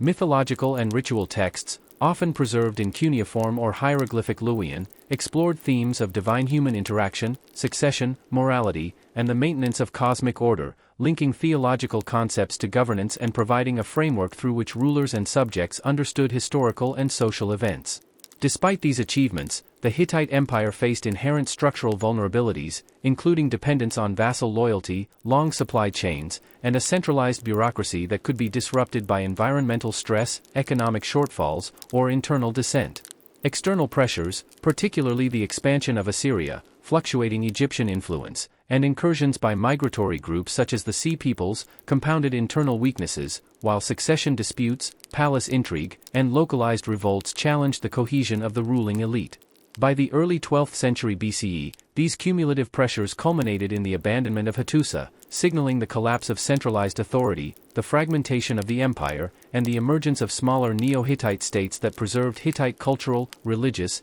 and administrative traditions while adapting to new geopolitical realities. These successor states, located across northern Syria and southeastern Anatolia, maintained hieroglyphic Luwian inscriptions, monumental reliefs, dynastic titles, and ritual practices, demonstrating both continuity and adaptation, as rulers leveraged inherited ideological frameworks to assert legitimacy, maintain social cohesion, and navigate the post-imperial landscape. Legal and administrative practices, including property regulation, taxation, and vassal obligations, persisted in these territories, illustrating the resilience of institutional memory and the enduring influence of Hittite governance. The Hittites' cultural impact extended beyond their immediate successors, influencing Assyrian and Babylonian practices in law, diplomacy, and art, while the diffusion of Hittite religious iconography, monumental styles, and ceremonial forms contributed to the shared cultural vocabulary of the region. Archaeological evidence from Hattusa, Yazilikiah,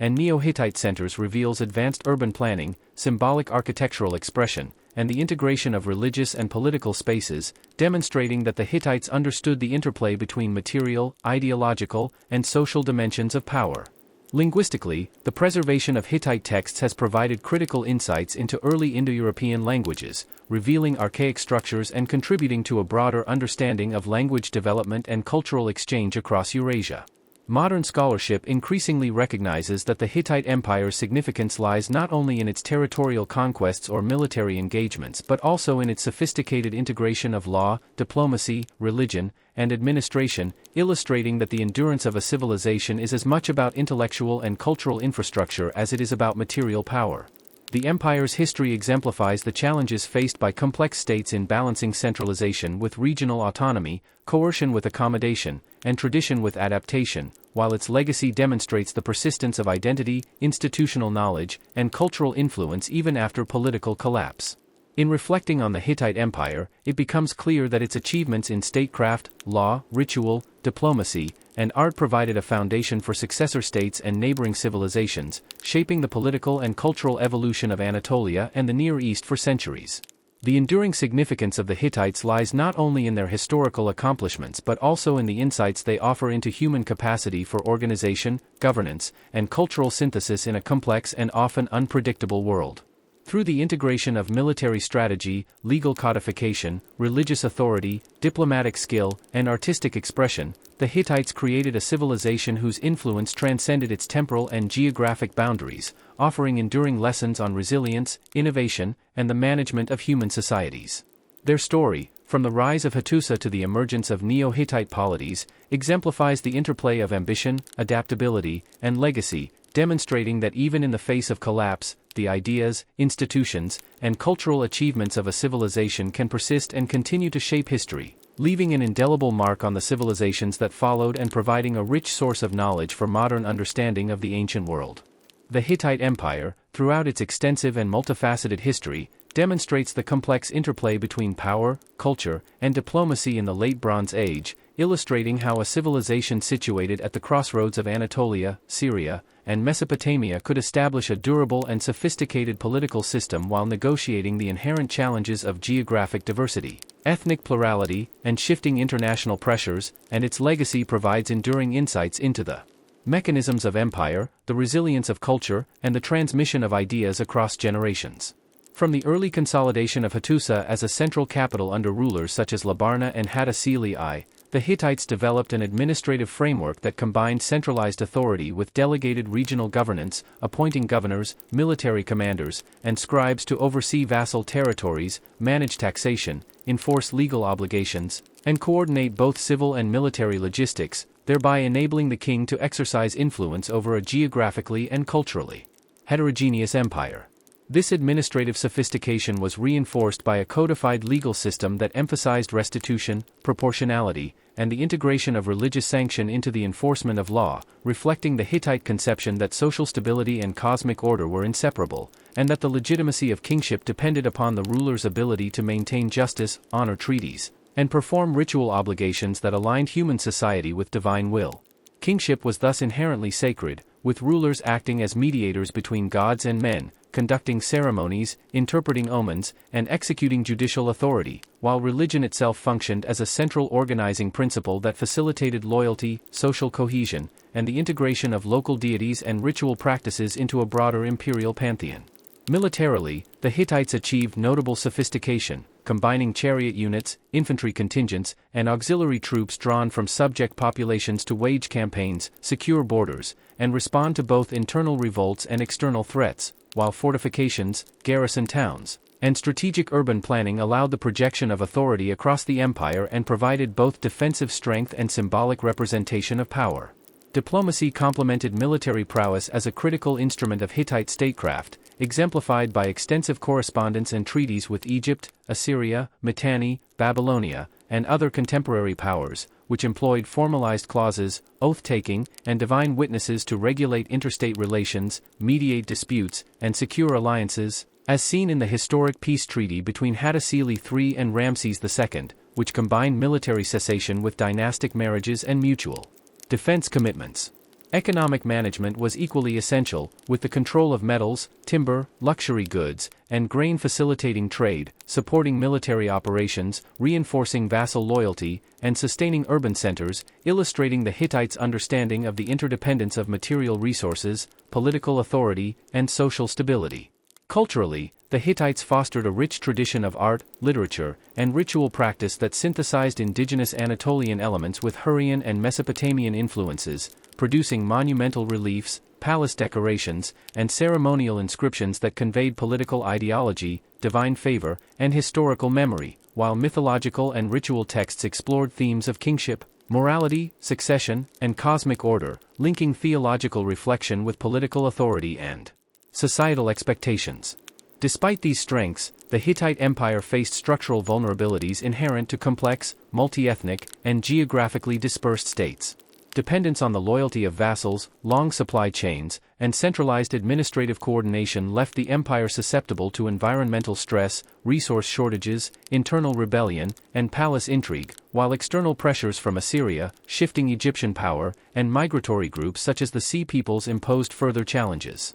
These cumulative pressures contributed to the eventual collapse of centralized authority in the early 12th century BCE, marked by the abandonment of Hattusa and the fragmentation of imperial administration. In the aftermath, Neo-Hittite states emerged across northern Syria and southeastern Anatolia, preserving Hittite cultural, religious, and administrative traditions while adapting to the realities of smaller territories, regional autonomy, and a transformed geopolitical landscape. These successor polities maintained hieroglyphic Luwian inscriptions, monumental reliefs, dynastic titulature, and ritual practices, asserting legitimacy and continuity through inherited ideological frameworks while also integrating local traditions and responding pragmatically to new political realities. legal and administrative practices, including taxation, property regulation, and vassal obligations, persisted in these contexts, reflecting the durability of Hittite institutional memory, while fortifications, urban layouts, and ceremonial centers ensured the symbolic presence of authority and reinforced social cohesion.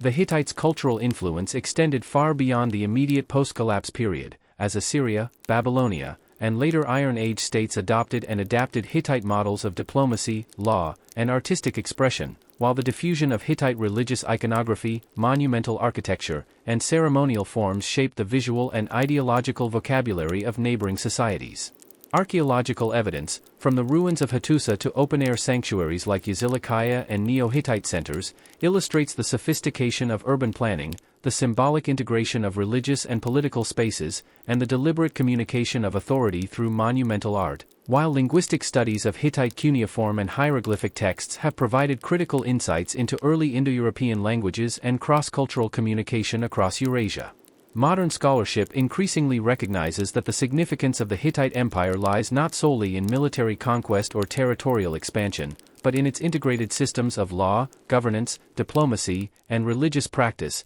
demonstrating that the endurance of civilization depends as much upon intellectual, cultural, and institutional infrastructure as upon material power. The Hittite historical trajectory exemplifies both the capabilities and limits of complex states, revealing how centralization, delegation, cultural synthesis, and legal religious legitimacy can sustain a multi-ethnic empire for centuries, yet also how cumulative pressures, environmental, economic, social, and external, can overwhelm even the most sophisticated institutions. The Neo-Hittite polities, in preserving and adapting these legacies, illustrate the persistence of cultural identity, institutional knowledge, and political ideology beyond the collapse of central authority, showing that influence can endure through continuity, adaptation, and transmission. The Hittite Empire thus provides a paradigm for understanding the dynamics of resilience, collapse, and legacy in human societies, emphasizing the interdependence of military strategy, administrative innovation, religious legitimacy, economic management, and diplomatic skill in sustaining power and coherence. Its history underscores the complex negotiation between centralization and regional autonomy, coercion and accommodation, tradition and adaptation, offering enduring lessons on governance, cultural integration, and the transmission of knowledge across generations. Ultimately, the Hittites' contributions to law, ritual, diplomacy, art, architecture, and language created a civilization whose impact transcended its temporal and geographic boundaries, influencing neighboring societies and shaping the intellectual and cultural heritage of the Near East for centuries. The empire's rise, consolidation, achievements, and eventual disintegration provide a rich case study in the construction, maintenance, and adaptation of complex political systems, demonstrating the enduring power of ideas, institutions, and cultural identity to shape human history. Through the integration of military, administrative, legal, religious, and diplomatic strategies, the Hittites achieved a model of governance whose legacy persisted long after the collapse of Hattusa, influencing successor states, neighboring powers, and the broader historical memory of the region, and offering modern scholars profound insights into the organization, resilience, and enduring influence of ancient civilizations. The Hittite Empire, in its entirety, represents a complex and instructive case of ancient statecraft, illustrating how a Bronze Age civilization positioned at the crossroads of Anatolia, Syria, and Mesopotamia could establish, maintain, and extend political, military, and cultural influence over a vast and diverse region while confronting the inherent challenges of geography, ethnicity, and the dynamics of international relations, and its history provides enduring lessons on the nature of power, institutional resilience, and cultural transmission. From the earliest consolidation of Hattusa as a central capital under rulers such as Labarna and Hattusili I, the Hittites implemented an administrative framework that combined centralized authority with regional delegation, appointing governors, military officials, and scribes to supervise vassal territories, administer justice, collect tribute, and coordinate resources for both civil governance and military operations, thereby enabling the king to project authority across a geographically dispersed and culturally heterogeneous empire. This administrative sophistication was reinforced by a codified legal system, which emphasized restitution, proportionality, and the integration of divine sanction into human governance, reflecting the Hittite understanding that social stability, political authority, and cosmic order were inseparable, and that kingship was not merely a political office but a sacred duty requiring ritual, judgment, and protection of the social and cosmic balance. Kingship was thus conceived as a mediatory role, with rulers acting as intermediaries between gods and people, conducting rituals, interpreting omens, adjudicating disputes, and ensuring the enforcement of treaties, while religious practice provided a unifying framework that integrated local cults and deities into the imperial pantheon to promote loyalty and social cohesion. Militarily, the Hittites combined chariotry, infantry, and auxiliary forces drawn from subject populations, employing strategic fortifications, urban planning, and garrison settlements to secure borders, conduct campaigns, and symbolize authority, demonstrating a sophisticated understanding of both tactical flexibility and strategic logistics. Fortified cities and administrative centers not only functioned as defensive strongholds but also communicated the reach and presence of imperial power across the landscape. Diplomacy complemented military strength, forming a central component of Hittite statecraft, as kings engaged in treaties, correspondence, and marriage alliances with Egypt, Assyria, Mitanni, and Babylonia, employing formalized oaths and invoking divine witnesses to ensure compliance and facilitate the regulation of interstate relations. The peace treaty between Hattusili III and Ramses II exemplifies this approach, blending cessation of hostilities with reciprocal obligations, dynastic marriages, and long-term agreements, illustrating the Hittites' capacity to achieve durable political solutions through negotiation as well as coercion. Economic control further reinforced imperial authority, with management of metals, timber, luxury goods, and agricultural surpluses underpinning trade, sustaining urban centers, funding military campaigns, and securing loyalty from vassals and allied states. Cultural policy and artistic production reflected both imperial ideology and regional integration, as monumental reliefs, palace decorations, inscriptions, and ritual texts blended Anatolian, Hurrian, and Mesopotamian influences, creating a visual and intellectual language that communicated royal legitimacy, divine favor, and historical memory. Mythological and ritual texts explored themes of kingship, morality, succession, and cosmic order, linking theology with political practice and providing a framework through which rulers and subjects interpreted events, decisions, and social obligations. Despite these achievements, the Hittite Empire faced significant structural vulnerabilities.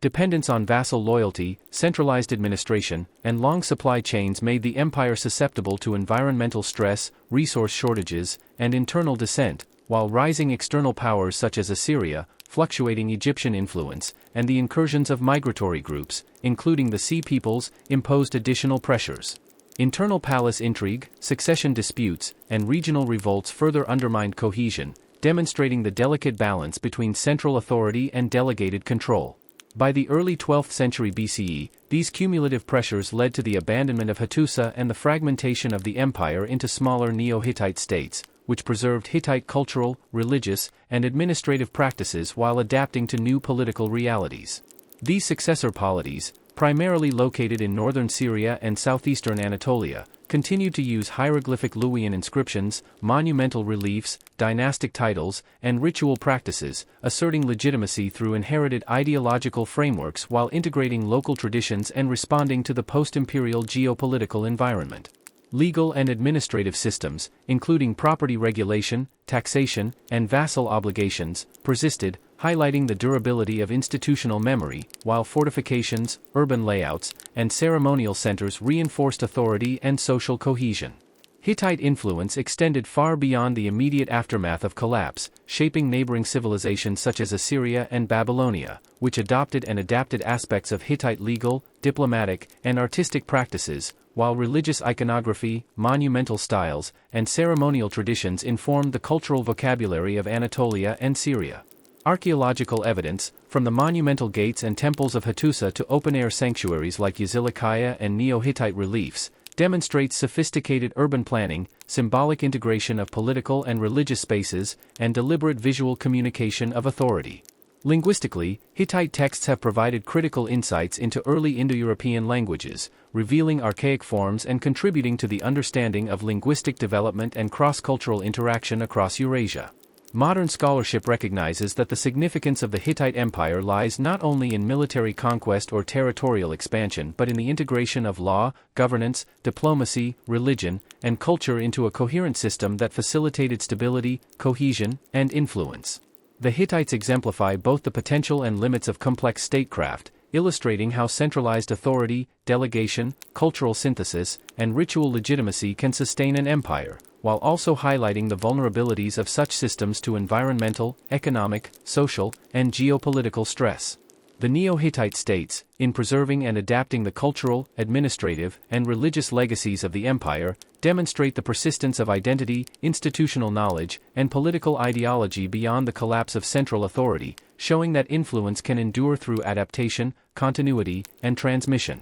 The Hittite Empire's trajectory provides a paradigm for understanding resilience, collapse, and legacy in human societies, emphasizing the interdependence of military organization, legal and administrative innovation, religious authority, economic strategy, and diplomatic skill in sustaining power and cohesion. Its history underscores the negotiation between centralization and regional autonomy, coercion and accommodation, and tradition and adaptation, offering lessons on governance, cultural integration, and the transmission of knowledge. Ultimately, the Hittites' achievements in law, ritual, diplomacy, art, architecture, and language created a civilization whose impact transcended its temporal and geographic boundaries, influencing successor states, neighboring powers, and the intellectual and cultural memory of the Near East for centuries. The rise, consolidation, administration, and eventual disintegration of the Hittite Empire provide a comprehensive case study in the construction, maintenance, and adaptation of complex political systems, illustrating the enduring power of ideas, institutions, and cultural identity to shape history. Through its integration of military, administrative, legal, religious, and diplomatic strategies, the Hittites created a model of governance whose influence persisted beyond the fall of Hattusa, guiding successor polities, inspiring neighboring civilizations, and leaving an enduring legacy that continues to illuminate the organization, resilience, and cultural sophistication of ancient human societies. The Hittite Empire, in its full historical scope, represents a remarkable example of a Bronze Age civilization that successfully merged military innovation, administrative sophistication, legal codification, religious integration, and diplomatic acumen to construct a state capable of exerting influence across Anatolia, northern Syria, and parts of Mesopotamia, yet one that ultimately faced the intrinsic vulnerabilities of complex, multi-ethnic, and geographically dispersed societies, and whose legacy provides enduring lessons on the durability of culture, institutions, and ideas even after political collapse. From its early consolidation under kings such as Labarna, Hattusili I, and Mursili I, the Hittites developed a centralized administrative system that delegated authority to regional governors, military commanders, and scribes, allowing for effective oversight of vassal territories, collection of tribute, enforcement of laws, and coordination of military campaigns, while simultaneously projecting the king's presence and authority across a broad and culturally diverse empire. Central to this governance was a codified legal system emphasizing restitution, proportionality, and divine sanction, demonstrating the Hittite understanding that social stability and political legitimacy were inseparable from moral and cosmic order, and that kingship itself was a sacred office requiring ritual observance, adjudication, and the protection of both human and divine obligations. Hittite religion played a pivotal role in governance, integrating local cults and foreign deities into the imperial pantheon, reinforcing loyalty among diverse populations, and legitimizing the authority of the king through ritualized interaction with the divine, including ceremonies, divination, and oath-taking, which underscored the inseparability of politics and religion in maintaining societal cohesion. Militarily, the Hittites combined highly trained chariotry, infantry units, and auxiliary forces from subject populations, employing strategic fortifications, urban planning, and garrison settlements to secure borders, conduct campaigns, and communicate the presence of imperial power. The use of fortified cities, defensive walls, and strategically placed strongholds not only enhanced military security but also served as tangible symbols of authority, reinforcing the empire's control over conquered or allied territories. Diplomacy functioned as a complementary instrument of power, as Hittite kings engaged in formalized treaties, marriage alliances, and extensive correspondence with Egypt, Assyria, Mitanni, and Babylonia, often invoking divine witnesses to ensure compliance, regulate obligations, and mediate disputes, exemplified by the historic treaty between Hattusili III and Ramses II, which combined cessation of hostilities with dynastic marriages and mutual defense agreements, demonstrating the Hittites' capacity for sustained negotiation and strategic planning. Economic management was integral to imperial stability, as control over metals, timber, grain, and luxury goods enabled the Hittites to sustain urban centers, support military operations, secure loyalty from vassals, and exert influence over regional trade networks, reflecting the interconnectedness of economic, military, and political power in sustaining complex states. Cultural policies further reinforced cohesion and legitimacy, as the Hittites synthesized Anatolian, Hurrian, and Mesopotamian artistic and literary traditions into monumental reliefs, palace decoration, inscriptions, and ritual texts that conveyed narratives of kingship, divine favor, and historical memory, while mythological and ritual literature explored themes of morality, succession, and the maintenance of cosmic and social order, linking theological reflection with political authority and societal expectations. Despite these achievements, the Hittite Empire faced structural vulnerabilities inherent in the administration of a large, multi-ethnic, and geographically dispersed state. Dependence on vassal loyalty, extended supply chains, and centralized coordination exposed the empire to internal and external shocks, while environmental fluctuations, agricultural shortfalls, and resource scarcity could strain both urban and military infrastructures. External pressures from rising Assyria, shifting Egyptian influence, and the incursions of migratory groups such as the Sea Peoples,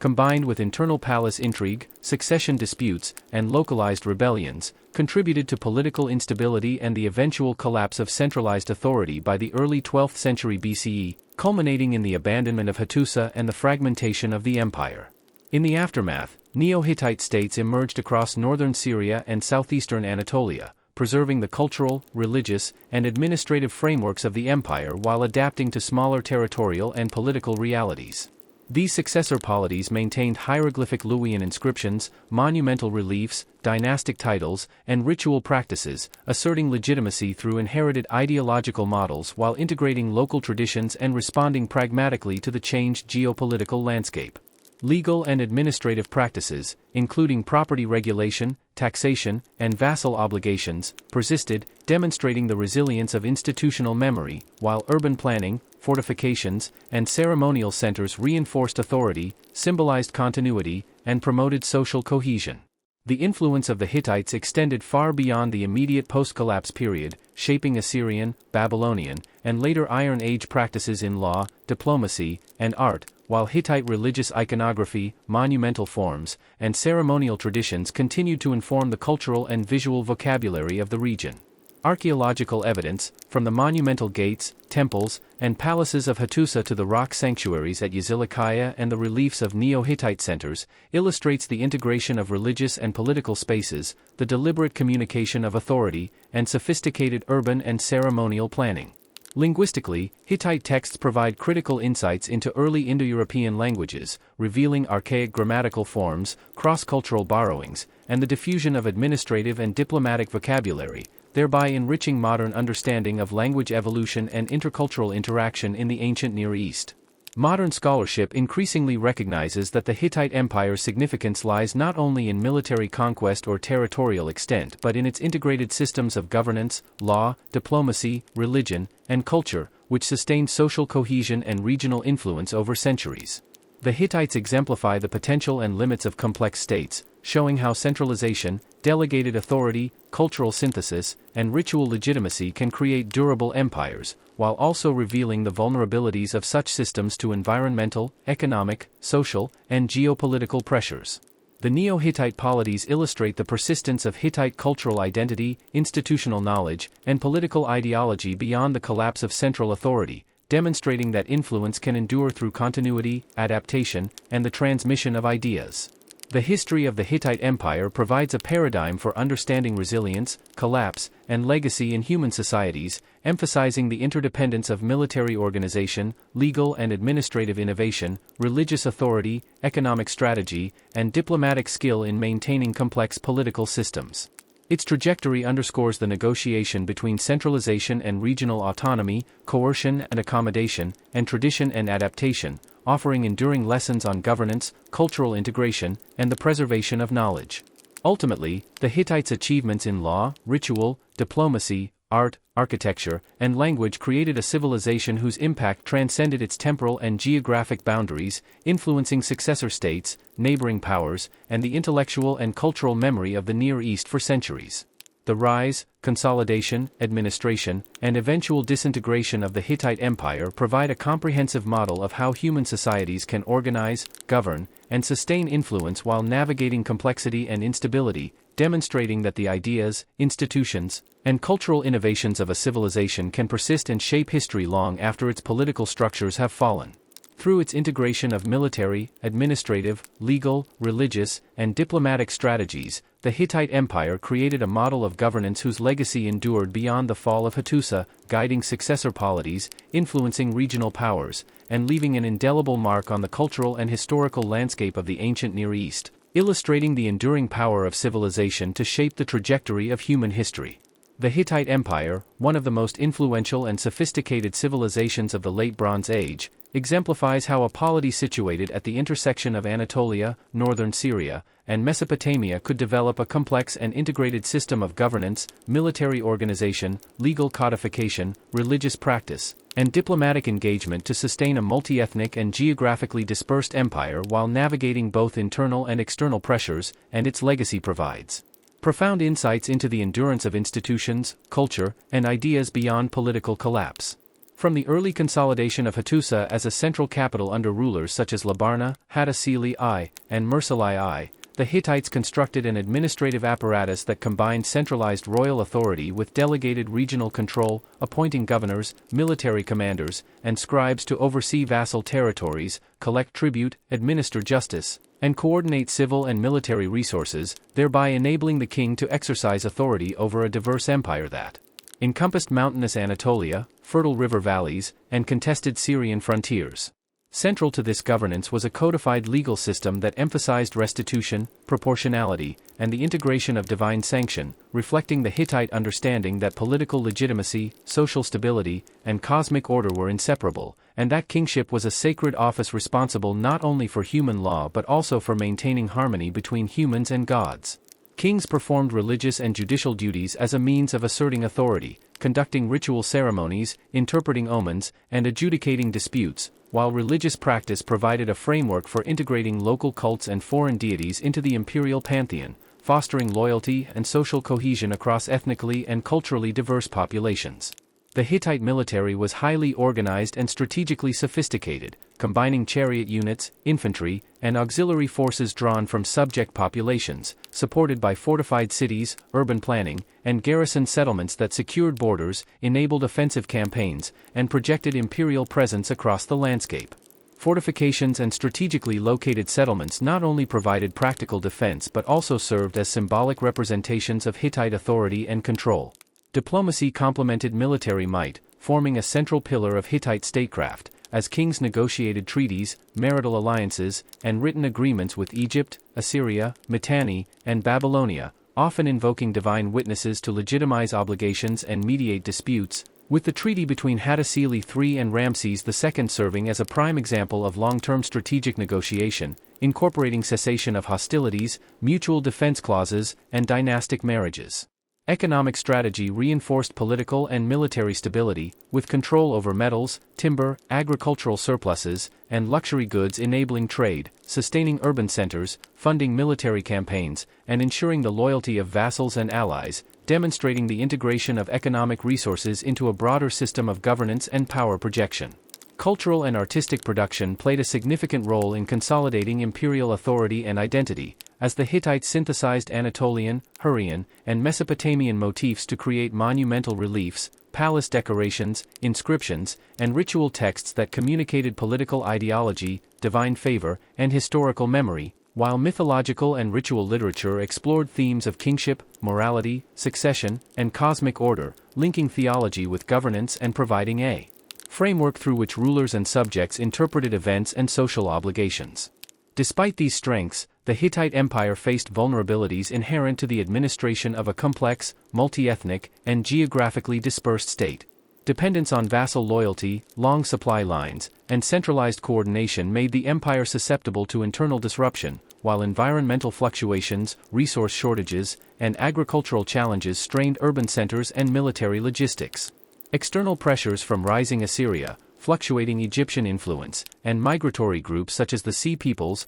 coupled with internal palace intrigue, succession disputes, and regional revolts, contributed to political instability and the eventual collapse of centralized authority by the early 12th century BCE, culminating in the abandonment of Hattusa and the fragmentation of the empire into smaller Neo-Hittite polities. These successor states, scattered across northern Syria and southeastern Anatolia, preserved Hittite cultural, religious, and administrative frameworks while adapting to the political realities of smaller territories and local autonomy. They maintained hieroglyphic Luwian inscriptions, monumental reliefs, dynastic titles, and ritual practices, asserting legitimacy through inherited ideological structures while incorporating regional traditions and pragmatically responding to the post-imperial landscape. Legal and administrative systems, including property regulation, taxation, and vassal obligations, continued to function, illustrating the resilience of institutional memory, while urban planning, fortifications, and ceremonial centers reinforced social cohesion and symbolized continuity.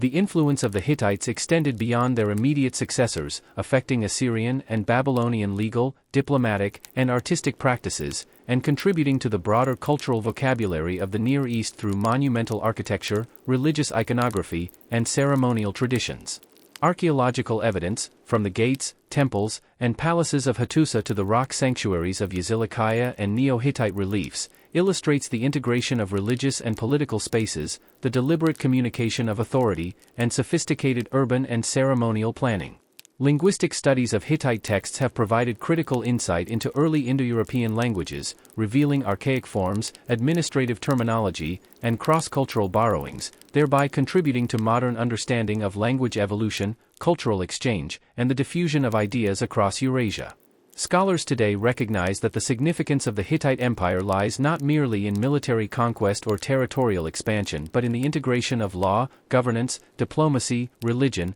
and culture into a system that sustained cohesion, projected influence, and facilitated resilience over centuries. The Hittites exemplify both the potential and limitations of complex states, demonstrating how centralization, delegation, cultural synthesis, and ritual legitimacy can sustain a multi-ethnic empire, while also highlighting the vulnerabilities of such systems to environmental, economic, social, and geopolitical pressures. The Neo-Hittite polities illustrate the persistence of cultural identity, institutional knowledge, and political ideology beyond the collapse of centralized authority, showing that influence can endure through adaptation, continuity, and transmission. The Hittite Empire provides a paradigm for understanding resilience, collapse, and legacy in human societies, emphasizing the interdependence of military organization, administrative innovation, legal and ritual authority, economic strategy, and diplomacy in sustaining complex political systems. Its history underscores the negotiation between centralization and regional autonomy, coercion and accommodation, tradition and adaptation, offering enduring lessons on governance, cultural integration, and the transmission of knowledge. Ultimately, the Hittites' achievements in law, ritual, diplomacy, art, architecture, and language created a civilization whose influence transcended its temporal and geographic boundaries, shaping successor states, neighboring powers, and the intellectual and cultural memory of the Near East for centuries. The rise, consolidation, administration, and eventual disintegration of the Hittite Empire provide a comprehensive case study in the construction, maintenance, and adaptation of complex political systems, demonstrating how ideas, institutions, and culture can persist long after political structures have vanished. Through its integration of military, administrative, legal, religious, economic, and diplomatic strategies, the Hittite Empire created a model of governance whose legacy endured well beyond the fall of Hattusa, guiding successor states, influencing neighboring civilizations, and leaving an indelible mark on the historical and cultural landscape of the ancient Near East, illustrating the enduring power and significance of civilization in human history.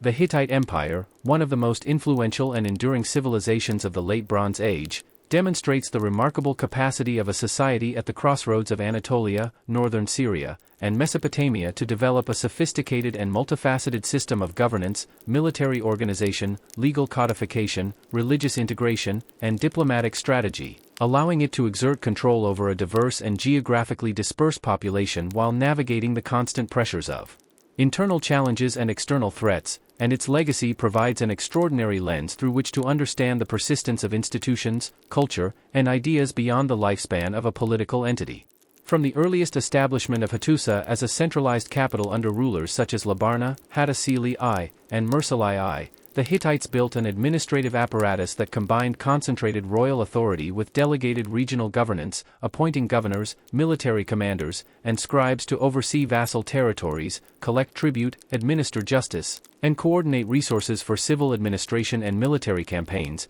thereby enabling the king to maintain control over a vast and culturally heterogeneous empire that included Anatolia's mountainous regions, fertile river valleys, and contested Syrian frontier zones. Central to this system was a codified legal framework emphasizing restitution, proportionality, and divine sanction, reflecting the Hittite understanding that political legitimacy, social stability, and cosmic order were inseparably linked, and that kingship represented a sacred office charged with upholding both human and divine obligations. Hittite kings exercised authority as mediators between gods and mortals, performing ritual ceremonies, interpreting omens, adjudicating disputes, and ensuring the enforcement of treaties, while religion functioned as a unifying force that incorporated local cults and deities into the imperial pantheon to encourage loyalty, mitigate resistance, and sustain social cohesion across ethnically diverse populations. Militarily, the Hittites demonstrated exceptional organization and strategic awareness, combining chariotry, infantry, and auxiliary units from subject populations with fortified settlements, urban planning,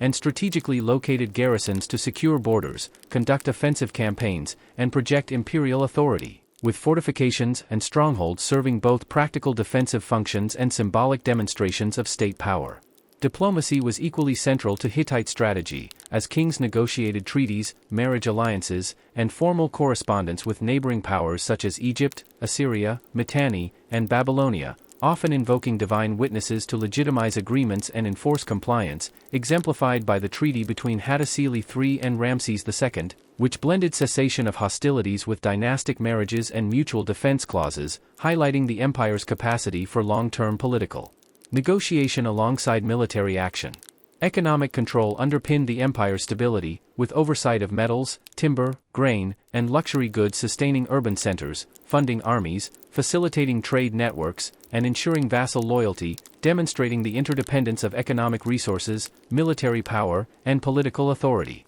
Cultural production served as both a reflection of and a mechanism for consolidating imperial authority, as the Hittites synthesized Anatolian, Hurrian, and Mesopotamian artistic and literary traditions into monumental reliefs, palace decorations, inscriptions, and ritual texts that conveyed narratives of kingship, divine favor, and historical memory, while mythological and ritual literature addressed themes of morality, succession, cosmic order, and human-divine interaction, linking theology with governance and shaping societal norms. Despite these accomplishments, the Hittite Empire faced structural vulnerabilities common to complex, multi-ethnic states. Dependence on vassal loyalty, centralized administration, and extended supply chains made the empire susceptible to internal unrest, while environmental pressures, resource scarcity, and agricultural shortfalls strained urban centers and military logistics. External threats, including the expansion of Assyria, fluctuating Egyptian influence, and incursions by migratory groups such as the Sea Peoples, compounded by palace intrigue, succession disputes, and regional revolts, destabilized centralized authority and contributed to the eventual collapse of Hattusa as a political center in the early 12th century BCE, leading to fragmentation into smaller Neo-Hittite polities.